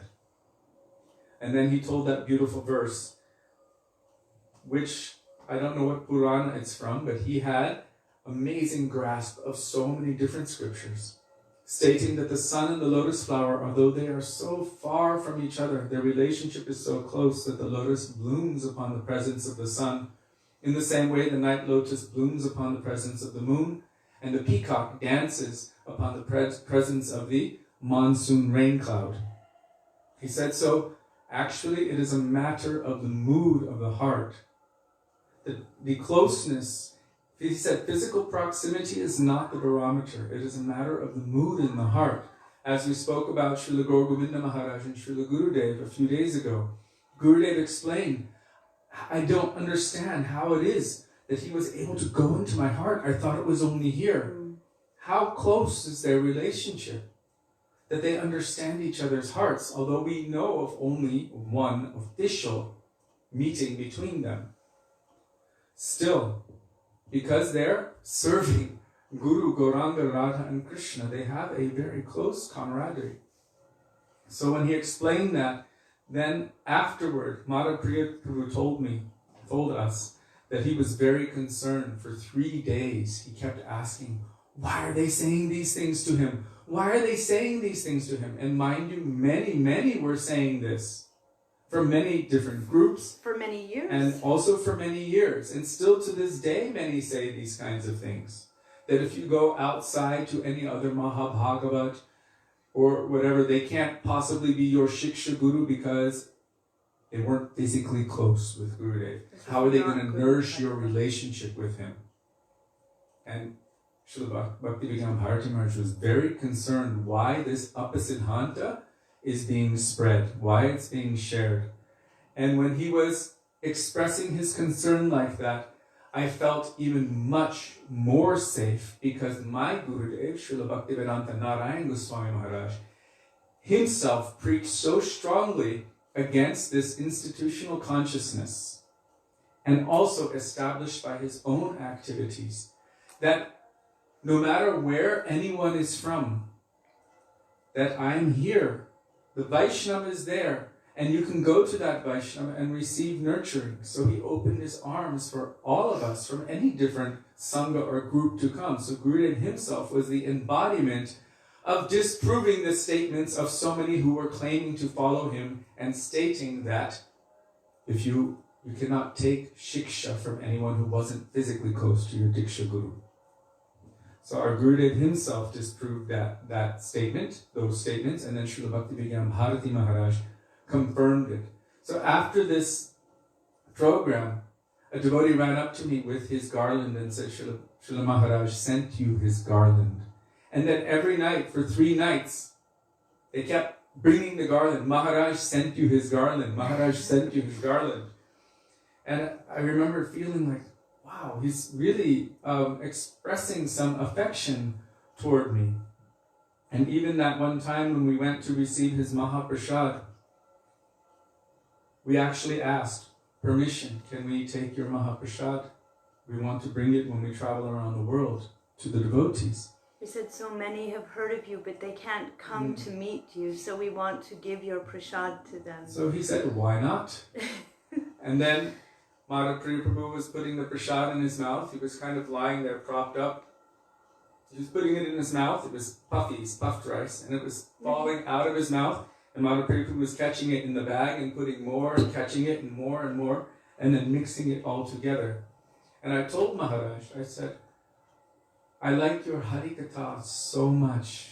And he looked at me and he said, I like your Kirtan so much. And I was like, wow, how sweet, how soft is this Vaishnava. One of his specialities was reconciling everything. And he reconciled it perfectly through the medium of Shastra. He would always give so many reconciling statements so that we wouldn't have doubts. Even if there was something, wait a second, for example, and I don't know if I told it before, Srila Prabhupada told Shyamarani Didi to put peacock feathers on all of the avatars of Vishnu. So in the painting of Matsya avatar, the fish incarnation, he's wearing a helmet and he has a peacock feather. Narasimhadev, if you see the one of him ripping apart Hiranyakashipu, he has a helmet on with a peacock feather. If you see any of those avatars, they all have peacock feathers. Kurma avatar, with a helmet and a peacock feather. And so, then when she came to Gurudev, Gurudev is showing through Shastra and Sri Chaitanya Charitamrita and other scriptures, Brihad Bhagavatamrita and everything, that only Krishna in Vrindavan has a peacock feather. No other form, not even Dwarkadish. This would be Rasabas. So now there is a discrepancy. Prabhupada said put peacock feathers on all Dashavatar, and all the different manifestations of Krishna have peacock feathers. And then Shastra is being shown here, well, Krishna doesn't wear a peacock feather. So how do you reconcile it when two Mahabhagavats are saying something which appears so different? This was a speciality of Srila Bhaktivedanta Bharti Maharaj. How to reconcile when we don't understand two apparently opposing instructions of Mahabhagavat Vaishnavas. So Srila Bhaktivedanta Bharti Maharaj explained Keshava Dritta, that Krishna himself has manifested in all of these forms, and that Srila Bhaktivedanta Swami Maharaj, or Srila Prabhupada, wanted to show that these are all pastime forms of Krishna. That Keshava Dritta, Krishna himself is manifesting in these forms, but they are all the same Krishna, only manifesting for performance of pastimes. So that we don't think they are different gods. Like in India, there's so many different gods, and they worship the gods, all of the gods, pantheism. But we are not pantheists. We worship one supreme God. What is that one supreme God? Interestingly, that one supreme God is not one, but two. In this case, three. Radha Krishna, conjugal, Jugala Milan. And their conjugal form manifests as Sri Sachinandan Gaurahari. So we worship Radha Krishna. But this understanding, Srila Bhaktivedanta Bharti Maharaj gave so much reconciliation about everything. And as much as he could give, he would give, as Sudevi told. Even when he's lying in his bed and he was feeling very ill, still he needed to give prasadam. He needed to give something. So he would lie there as all of the devotees were filing in one at a time, and hundreds. And he would have that prasadam in his hand. He'd be lying there under his mosquito net and then flipping the prasadam into our hands. How much mercy he was trying to give. How much affection. And at such an elderly age, because those who had come under his care, he was and is, but a very senior, highly respected individual within the institution, within the society formed by his Guru Maharaj, Srila Bhakti Dayatamara Goswami Maharaj. In fact, Srila Bhakti Dayatamara Goswami Maharaj wanted to give him the position of Acharya, which he was not ready to accept. And then Bhakti Vallabh Tirtha Maharaj was given that position. So he had, Srila Bhaktivedanta Bharti Maharaj had extreme qualification. His character was impeccable. He never told a lie. He never tried to get anyone to like him. He never tried to force anyone to do anything. He would always establish Siddhanta, but if anyone was attacking him, accusing him, cursing him, angry at him, he would accept it and not fight back. So he manifested all beautiful Vaishnava qualities. Tattena kampam susamikshamana. It's interesting that he disappeared on the same day as Haridas Thakur, because he manifested so many of those similar qualities that Haridas Thakur manifested. So Srila Bhaktivedanta Bharti Maharaj explained when he was quite elderly, he had to physically leave the institution which was made by his Gurudev, because those who were taking shelter of him were being unfairly treated. They were being mistreated. So he saw it as Vaisnava aparad. And so he also felt protectiveness. And they weren't even his disciples. They were disciples of our Gurudev, Srila Bhaktivedanta Narayan Goswami Maharaj, who were looking for shelter, who had come to him for shelter. And because he was giving them nourishment, he was nurturing them, because they were mistreated, then he had to take a step back and try to provide some facility for them so that they could hear Harikatha. They were greedy and desirous and needy of nourishment. And so he had such vatsalyata, such a parental mood, even for those who weren't directly his children, so to speak, his foster children, who were like orphans, but he was taking care of them, giving all of his energy, his time and everything for their betterment. If you receive the opportunity, you should listen to his classes on Ekadashi and also Shikshashtakam. How he was referencing Sri Shikshashtakam, Bhaktivedanta Thakur's definitions, and then how it applied to the pastimes of Radha and Krishna. So full and so complete and so full of rasa. Just today, I believe, yes, Arya Seva has published an amazing way to be able to access his lectures. So if you go to his page, I believe it's vcv.com, Vishuddha Chaitanya Vani, in the audio section, you can put in a date or any subject and it will bring you to that lecture. And you can even choose if you want it in English, Bengali, Hindi, Uriya, or anything. So Srila Bhaktivedanta Bharti Maharaj, he was an exemplary Vaishnava throughout his entire life. Everything he did was based on Guru, Sadhu, Shastra, and Seva. And he emphasized in his life Vaishnava Seva. What is the benefit and the power of serving Vaishnavas? Without that, he emphasized very strongly that without that, one cannot progress on the path of bhakti. And he had a very special capacity. When he would speak, it would go in and it would sit inside and marinate. I can't explain it any other way. It would go in and sit heavy inside your heart, and it would like digest. It would bring out beautiful and deep meanings. He was so picturesque. And some people were claiming that he was quite, just by the book. But when he was speaking to the disciples of our Srila Gurudev, Srila Bhaktivedanta Narayan Goswami Maharaj, who had already received a foundation in Rasa Shastra, he was speaking in such beautiful, deep and rasik ways.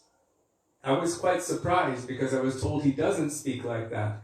But when he was staying here in Gopinath Bhavan, every day he was speaking and revealing so many beautiful and deep sentiments. Not sentiments, but bhavs. Not sentimental anything, but the moods of our Guru Varga, the moods of the gopis, the moods of Sri Chaitanya Mahaprabhu, the moods of Srimati Radhika. He was manifesting all of these so beautifully and sweetly. And somehow, I don't know how it was, but when he came here to speak, it was he wasn't even supposed to be here to speak. He was supposed to be here to rest. And he was just going to go out and speak a little bit, and somehow hundreds of devotees from all over came. We don't know how they came, but they came, and you can see the temple was packed with devotees. Hundreds would come. And so many people did not understand or appreciate him. And they tried, like people tried regarding our Gurudev or regarding Srila Gaur Govinda Maharaj or regarding Srila Bhakti Rakshak Sridhar Maharaj, they tried to dissuade other devotees from hearing from these pure Vaishnavas. And that is actually due to fear and due to envy or jealousy, matsarya. But he never tried to take anyone's heart for himself. When Shamarani Didi asked him, "Why should I give you my heart?" He said, "I don't want your heart, you shouldn't." And she was like, "What?" She's like, "I trust you." Yeah, she was like, "What?" But he said, "I don't want it." He just wanted to give. He just wanted to share. And everything he gave, everything he shared, it had foundation, it had solidity. And he also had an amazing, amazing memory. amazing. I remember so many times he would say, in 1936, on the 1st of June at 6:30 in the evening. And he would tell what happened. I was like, how does he do that? Again and again. I mean, he would reference things that happened 80 years ago and 60 years ago. And when I was doing this and this happened, so many amazing details. And he would bring these details in to illustrate transcendental points as examples, practical examples. Srila Bhaktivedanta Maharaj was no ordinary personality. He was definitely extraordinary and very, very inspirational, always speaking about bhakti.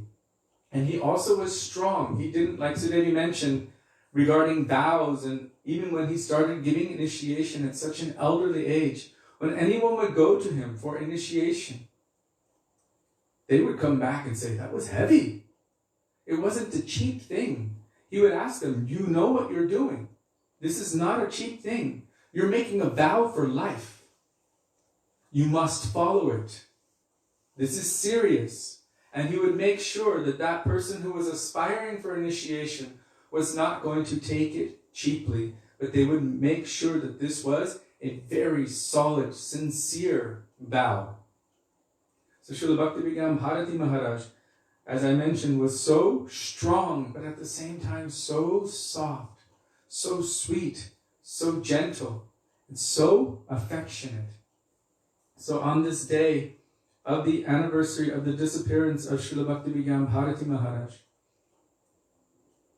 I'm remembering his affection, the way he expressed his affection toward me, and I also see how he expressed it to so many others. But I pray that he will remember me, that he might continue to send some mercy, some kripa, some affection my way so that I can progress a little bit, at least, on the path of bhakti. And also for all of us, not just for myself, because he's transcendental and he has the capacity to give so much mercy. But I pray that he might send his mercy to all of us and help us to reconcile so many apparently irreconcilable things, and that we may also all progress rapidly on the path of devotion. Also today, I want to say a few things about Srila Haridas Thakur. Sudevi already mentioned about his disappearance pastime, and she told it with a very breaking heart. It's quite intense to hear that pastime, actually. Sri Chaitanya Mahaprabhu is the one who gave him that title, Nam Acharya. And I think it's very appropriate that Sudevi made it clear that it is no ordinary thing to chant 3 lakhs of Harinam. Srila Gurudeva Maharaj did. Yes, so she was referencing Srila Gurudeva Maharaj. It's no ordinary thing to chant 3 lakhs of Harinam every day. If anyone could do it, then why is Haridas Thakur given this great glorification by Mahaprabhu as the Acharya of chanting Harinam? If anyone can chant 3 lakhs, 4 lakhs, 5 lakhs, 7 lakhs, 10 lakhs, like this, that means it's a cheap thing. That's why we don't say that Chaitanya Mahaprabhu came to give Unata Ujvala Rasa to everyone. That is the property of Srimati Radhika. He came to give Unata Ujvala Rasang Svabhakti Shriyam. That is the capacity that we can take, but she has her speciality. So this glory of being Nam Acharya, this goes to Haridas Thakur. It's not just for anyone or everyone. If we are chanting like him, 3 lakhs of Harinam every day, then maybe we might be able to also have such a title. But the idea that we can just skip over so much of our Harinam and just kind of and like this, and then say I've chanted 5 lakhs. This is not really chanting Harinam. It's not about the numbers.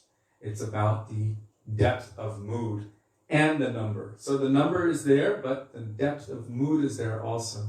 Srila Bhaktisiddhanta Saraswati Prabhupada, in his Amrita Pravaha Bhashya, commentary of Sri Chaitanya Bhagavat, he's telling about Haridas Thakur that some people claim that Haridas Thakur, he was just chanting, but he had no depth of mood, that he was just chanting Harinam. But Srila Bhaktisiddhanta Saraswati Prabhupada established that through the chanting of the holy names of the Lord. Nama Chintamani Krishna Chaitanya Rasa Vigraha. All rasa is there. Everything is there. Harinama Tua Aneka Swarupa. So how can we just assume that he's chewing on the seed of the dry mango seed? No, he's tasting the rasa. Srila Bhaktisiddhanta Saraswati Prabhupada Look at the way Mahaprabhu expressed it. Mahaprabhu is Krishna, tasting the moods, the bhavs of Srimati Radhika, having so much appreciation for this Haridas that he's weeping and crying and dancing while holding his body. How much depth of affection. So this is nothing ordinary what Srila Haridas Thakur was doing. Haridas Thakur came way before the appearance of Sri Chaitanya Mahaprabhu. In Sri Chaitanya Charitamrita it is stated, and this is something I just found out today, believe it or not, because we've always heard that Mahaprabhu appeared, or Krishna appeared as Mahaprabhu by the call of Advaita Acharya. But in Chaitanya Charitamrita and other locations it is stated that by the mercy of Advaita Acharya and Haridas Thakur, both of these divine transcendental personalities, because of their depth of calling and their sincerity and their devotion, Krishna appeared as Sri Chaitanya Mahaprabhu. So we have Haridas Thakur to thank for Mahaprabhu as well. Haridas Thakur ki jai. So Srila Haridas Thakur appeared way before the appearance of Sri Chaitanya Mahaprabhu. Why? So many personalities come and they establish a foundation. So Haridas Thakur, Sudevi said, was born in a family of Muslims. And in Srila Bhaktivedanta Thakur's Navadvip Dham Mahatmya, he's explaining the history there. And also it's confirmed in Sri Chaitanya Bhagavat by Vrindavan Das Thakur. So in there's a whole conversation. Brahma himself was feeling quite ashamed at what he had done, stealing all the cowherd boys and the calves and hiding them in a mountain cave and trying to test Krishna. So he was thinking that this is due to my ego and my pride. As Kunti Devi said, Janma, Aishwarya, Shruta and Shri, these are disqualifications for bhakti or devotion. That means high birth, high level of material opulence, high level of education, and extreme bodily beauty. And Lord Brahma possessed all four of these. So this high birth, he's the first Brahmana, thinking, oh, I'm so great. So he was thinking, by this, I developed this ego that I would test Krishna himself. So he came to a specific place in Navadvip Dham, and there was praying and crying for the mercy of the Lord. At that time, the Lord appeared to him in a vision as Sri Chaitanya Mahaprabhu. And he was praying and crying, please, I want your mercy, but I want to be in the most humble way. I don't want to have this pride and ego. I just want to be in your association and receive your mercy and take shelter of the holy names. Please be merciful to me. So Chaitanya Mahaprabhu gave him this blessing. There's also another history where in a past life it is said that he was a young boy who brought tulsi leaves to his father who was doing puja. And his father was a great sage, powerful personality. You are not supposed to offer unwashed tulsi, especially when you're making an offering to Thakurji. It's considered aparad. Especially when you're putting it on the bhoga. There might be insects or anything else. It is considered aparad. So you must wash the tulsi leaves. So when he brought the unwashed tulsi... But not flowers, just saying. Yeah, flowers you don't wash because it creates a problem the other way. But tulsi you have to wash. So his father told him, because you have given like this, you have not washed it, and I cannot do the puja properly, you will have to take birth in the family of the Yavanas. But this is all for a greater purpose. It's called tough love.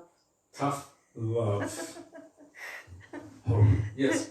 Kashyapa Muni told that also to his wife, who approached him for sensual enjoyment at the wrong time when he was trying to chant his mantras and observe his vrats. He stopped that to satisfy her desires, and she became pregnant, and then he said, your sons will be the kings of the demons. And she was weeping and crying, and then he gave the blessing, but they will be killed by Vishnu himself. But then she was like, ah. Who knows the ways of these all-knowing, all-transcendental personalities? Actually, they're always in line with the desire of the Lord. This is the nature of the pure devotees. So, because of this proof, Lord Brahma, he came as Haridas Thakur, but taking birth in a Muslim family so that he would not be able to have any pride of birth within Vaishnava society. So he maintained this humility, the embodiment of Trinadapi Sunichena, Tarorapi Sahishnuna Amanina Manadena Kirtaniya Sadahari, the embodiment of the utmost humility. Chaitanya Mahaprabhu says, only one who has this kind of mood, feeling themselves lower than a straw in the street, more tolerant than a tree. A tree, you can cut the limbs of the tree, you can throw stones at the tree will not react in any way other than giving its fruits. It will give you shade, it will give you nourishment, but its mood is not against you. Maybe a tree will be, but not a Vaishnava. So, Tarorapi Sahishnana Amanina Manadena, having no desire for respect for oneself, but giving all respect to others. In such a state of mind, one can chant the holy name of the Lord, the holy names of the Lord, constantly. So Haridas Thakur had this kind of mood throughout his life, and Mahaprabhu desperately appreciated that mood of humility, and that all of us should also develop such a mood, and then we'll be able to chant the holy names of the Lord. So Haridas Thakur, taking his birth in the family of Muslims, is essential for Chaitanya Mahaprabhu's teachings to manifest. Because Chaitanya Mahaprabhu is establishing this point, Naham Vipro, I am not a Brahmin, Nacha Narapati, I am not a Kshatriya, Napi Vaishyo na Shudro, I am not a Vaishya or Shudra, Naham Varni Nacha Grihapti no Vanastho Yatirva, I am not a Brahmachari, Grihasta, Vanaprast or Sannyas. Kintu Prodyan Nikila Paramananda Purnamritabdher, Gopi Bhartu Padakamayor Das Das Anudasaha. My only identity is that I am a servant of the servant of the servant of Krishna, the beloved of the gopis. So this is Gopi Bhartu, Radha Kanta Namostute. So Chaitanya Mahaprabhu is preaching this. He's preaching Shuddha Sanatana Vaishnava Dharma, that all souls, they have a birthright to love Krishna. Why? Jivera Swarupa Hoy Krishna Nityadas. It doesn't say Brahman Swarupa Hoy Krishna Nityadas, or Vaishya Swarupa Hoy, or Sannyasi Swarupa Hoy. It says Jiver Swarupa Hoy. It doesn't say not Muslim, not Hindu, not Christian, not dog, not cat, not insect, not tree. It says Jiver Swarupa Hoy. That means the nature of every soul is that it is an eternal loving servant of Krishna. And Krishna confirms this in Bhagavad Gita. Mam hi parta vyapashritya yepi syu papayonaya striyo vaishyas tata shudras tepi yanti paramgatim. Who is qualified to attain the supreme destination? Anyone who surrenders unto me. Whether they be low-born, whether they be a Brahmin, whether they be a Striyo Vaishyash Tata Shudras. Whether they be a lady or a Vaishya or a Shudra or anything, if they surrender to me, they can easily attain the supreme destination. Our Gurudev explained that there's a... okay, this is another subject. So, even if one is born in a, what you can call outcast family. Outcast means outside of Sanatan conception. Brahman, Kshatriya, Vaishya, Shudra, Brahmachari, Grihastha, Vanaprastha, Sannyas. Haridas Thakur took birth in a Muslim family, but when he was very young, his parents passed away. And what did he do? He had a natural affiliation for the holy names of the Lord. Natural attraction. Why? It was in his heart. Already so much Sukriti was there. And Mahaprabhu had promised him in the form of Brahma that yes, you can have this. So he already received that blessing. So he had, when his parents passed away, he went to another location, lived in the forest in a very simple way, and took shelter of the holy names of the Lord, chanting constantly.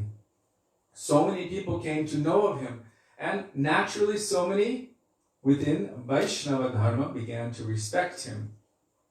But so many within the Muslim community began to disrespect him even more. Srila Gurudev Bhaktivedanta Narayan Goswami Maharaj explained that the Muslims have always been against the Vaisnava Dharma. They've always tried to stop them. They've always created problems for the Vaishnavas. And he said they don't believe in the form of God. And he actually used the word Mayavad.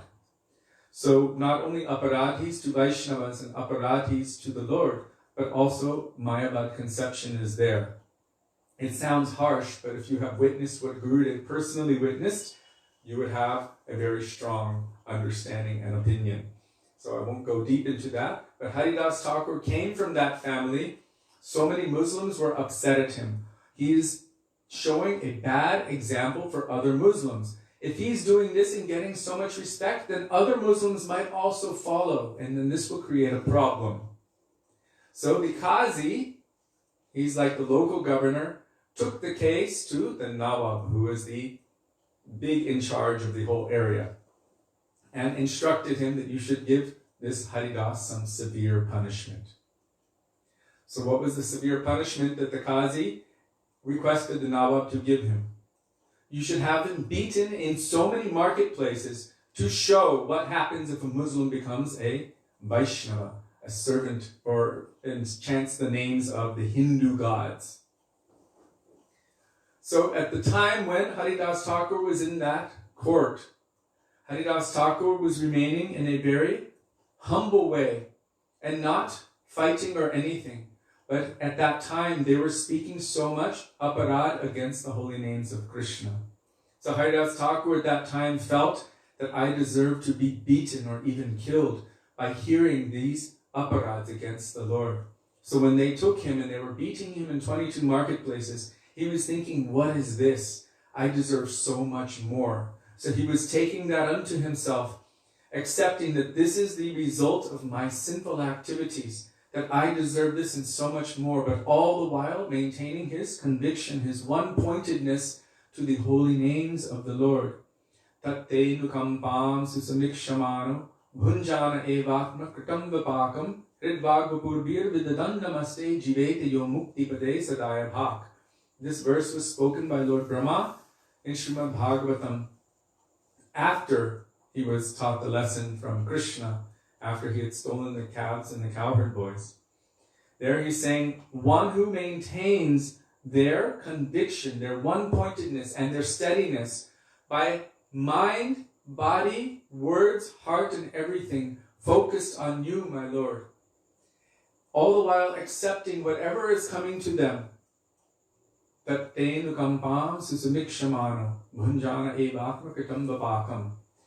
all of the sufferings or whatever is coming to them, that this is the result of their own karma, or seeing that it is the mercy of the Lord. They have already earned their rightful place in the land of liberation.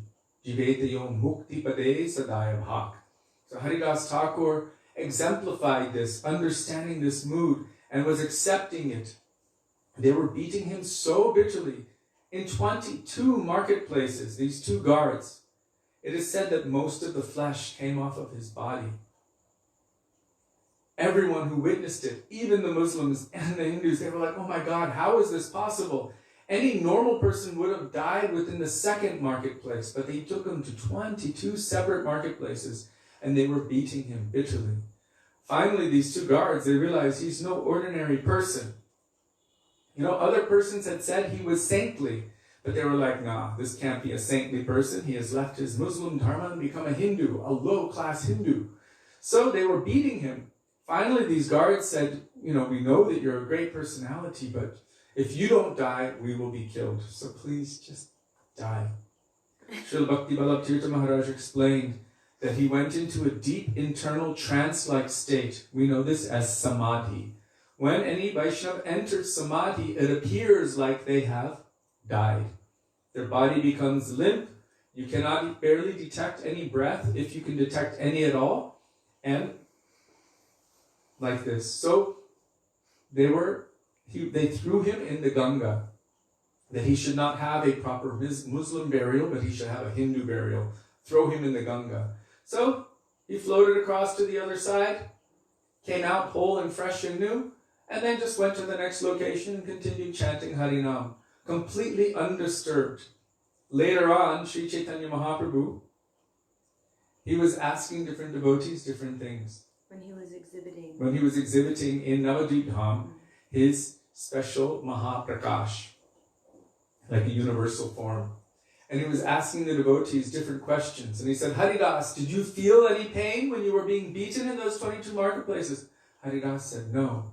And Mahaprabhu showed, I took it onto myself. Because you were praying that they shouldn't get chastised. He said, I went there with my chakra, but because you were praying on their behalf, I could do nothing. So I took the beating and covered you myself. What was Haridas Thakur praying for them? They're ignorant. They don't know what they're doing. It is said as they were beating him, he was looking back at them with compassion. He was feeling sorry for them. They don't know what they're doing. They're completely ignorant. And they're so desperate. And he was feeling so much compassion for them and even praying for their benefit that the Lord could not immediately chop off their heads with his chakra. So anyhow, he said, just see how I die. And then he fell over. They threw him in the Ganga. And he came out the other side completely normal and went away and continued taking shelter of Sri Harinam Prabhu. Actually, Haridas Thakur's glories are so... Can you just finish the point of what Srila Gurudev Maharaj says about this? Because you've been going for 45 minutes. Already? Yeah. So, but Srila Gurudev Maharaj said that although Haridas Thakur said, I forgive them, because they actually said, please forgive us. Although he forgave them, Vrindavan Das Thakur said that still these two had to go to hell. So how is that possible? He said, because Vaishnavas never accept offense. This is their nature. But the Supreme Lord, Krishna himself, accepts offense. So Vaishnava Parada is a very serious thing. He accepts offense, especially as Hanti, this trying to kill a Vaishnava. He accepts it personally. He accepts this aparad to himself. And so, because of this, they had to go to hell. How does one know that they are truly forgiven by any Vaishnava?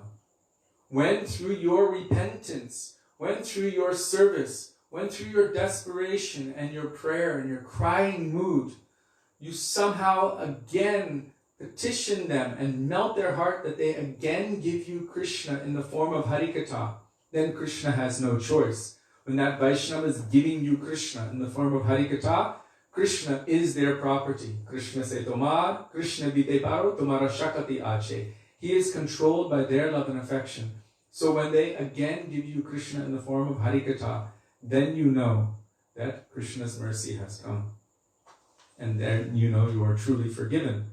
So Haridas Thakur is famous for so many amazing, powerful leelas. We all know that a prostitute was sent by Ramachandra Khan to distract him. And a very similar story happened where Maya Devi herself came to distract him. But Ramachandra Khan sent a prostitute to distract him. Her name was Lakshahira. She was extremely beautiful. And this Ramachandra Khan was very jealous of Haridas Thakur. So he wanted to take him down by sending a prostitute. She went there and she petitioned Haridas Thakur. And he said, I promise I will fulfill your desires, but I first must finish my Harinam. So for 3 days and 3 nights, he was chanting continuously. And every night she left and he apologized, I'm so sorry I was not able to fulfill your desires.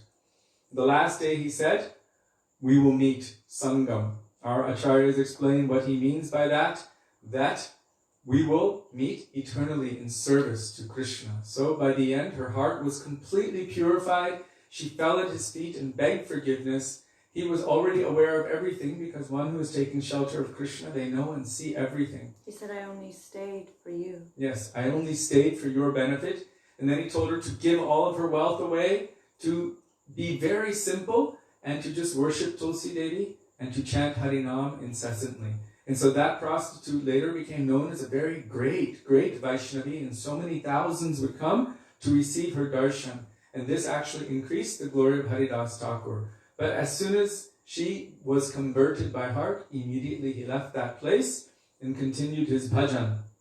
Haridas Thakur explained that the loud chanting of the holy names is much more beneficial than the private chanting. Imagine someone who has a lot of money and they're just using it for themselves.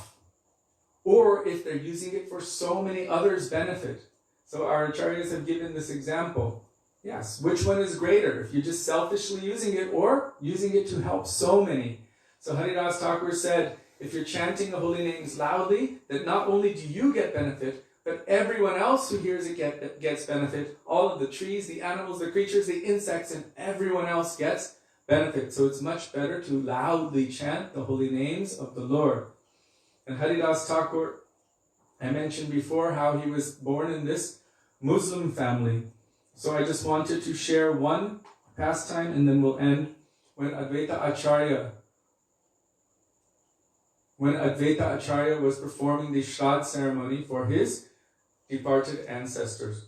At that time, so many great personalities, big Brahmins with big titles had come to that place. Advaita Acharya was like the leader of all of the Brahmin community.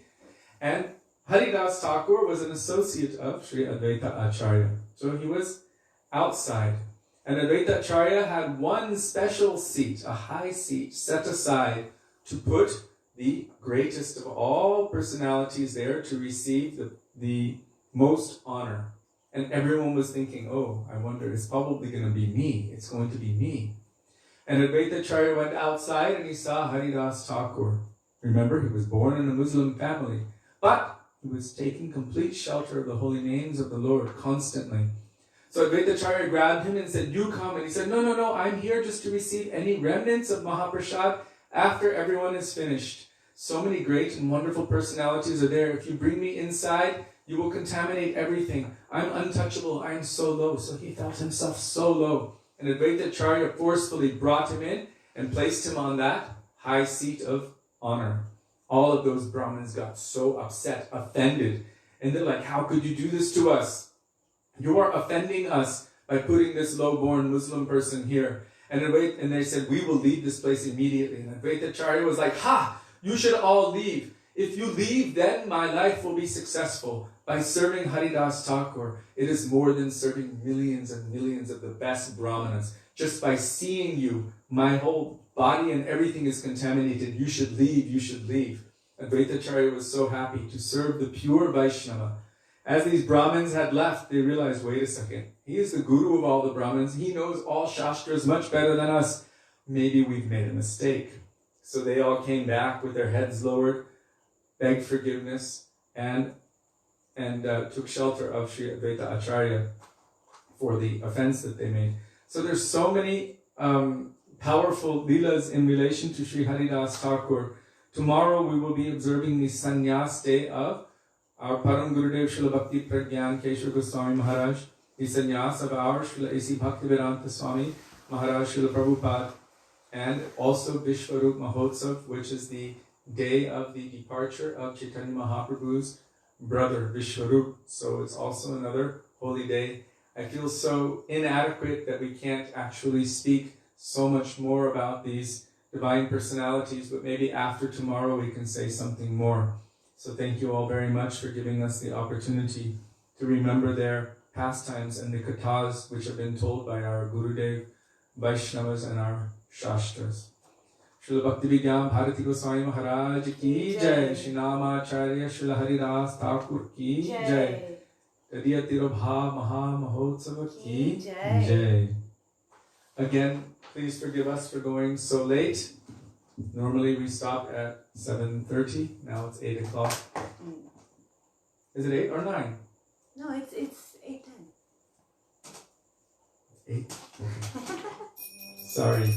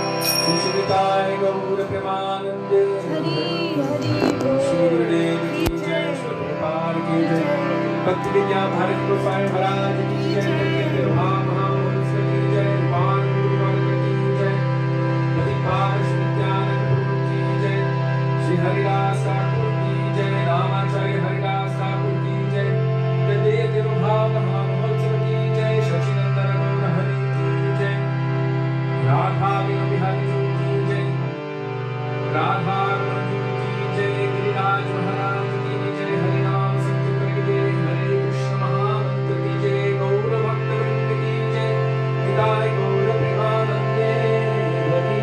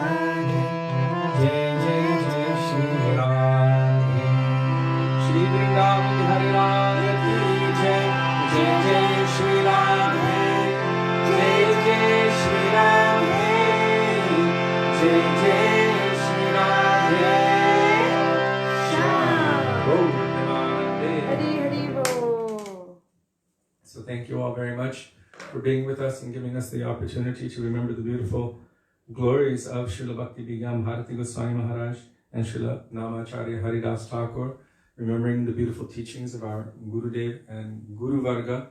I just wanted to offer one prayer to Srila Namacharya Haridas Thakur, that may he bless us with Nishta in Harinam, attraction for the holy names, and also the lotus feet of Sri Sachinandan Gaura Hari upon our hearts, because he has received that, he can also give that to us. So we look forward to being with all of you tomorrow. Again, please forgive us for taking too long. Dandavat Pranam. Dandavat Pranam. Hare Krishna, Radhe Hare Radhe, Krishna. Radha Vino Bihari Ju Ki ki jai. jai. Sachinandan Gaura Hari ki jai.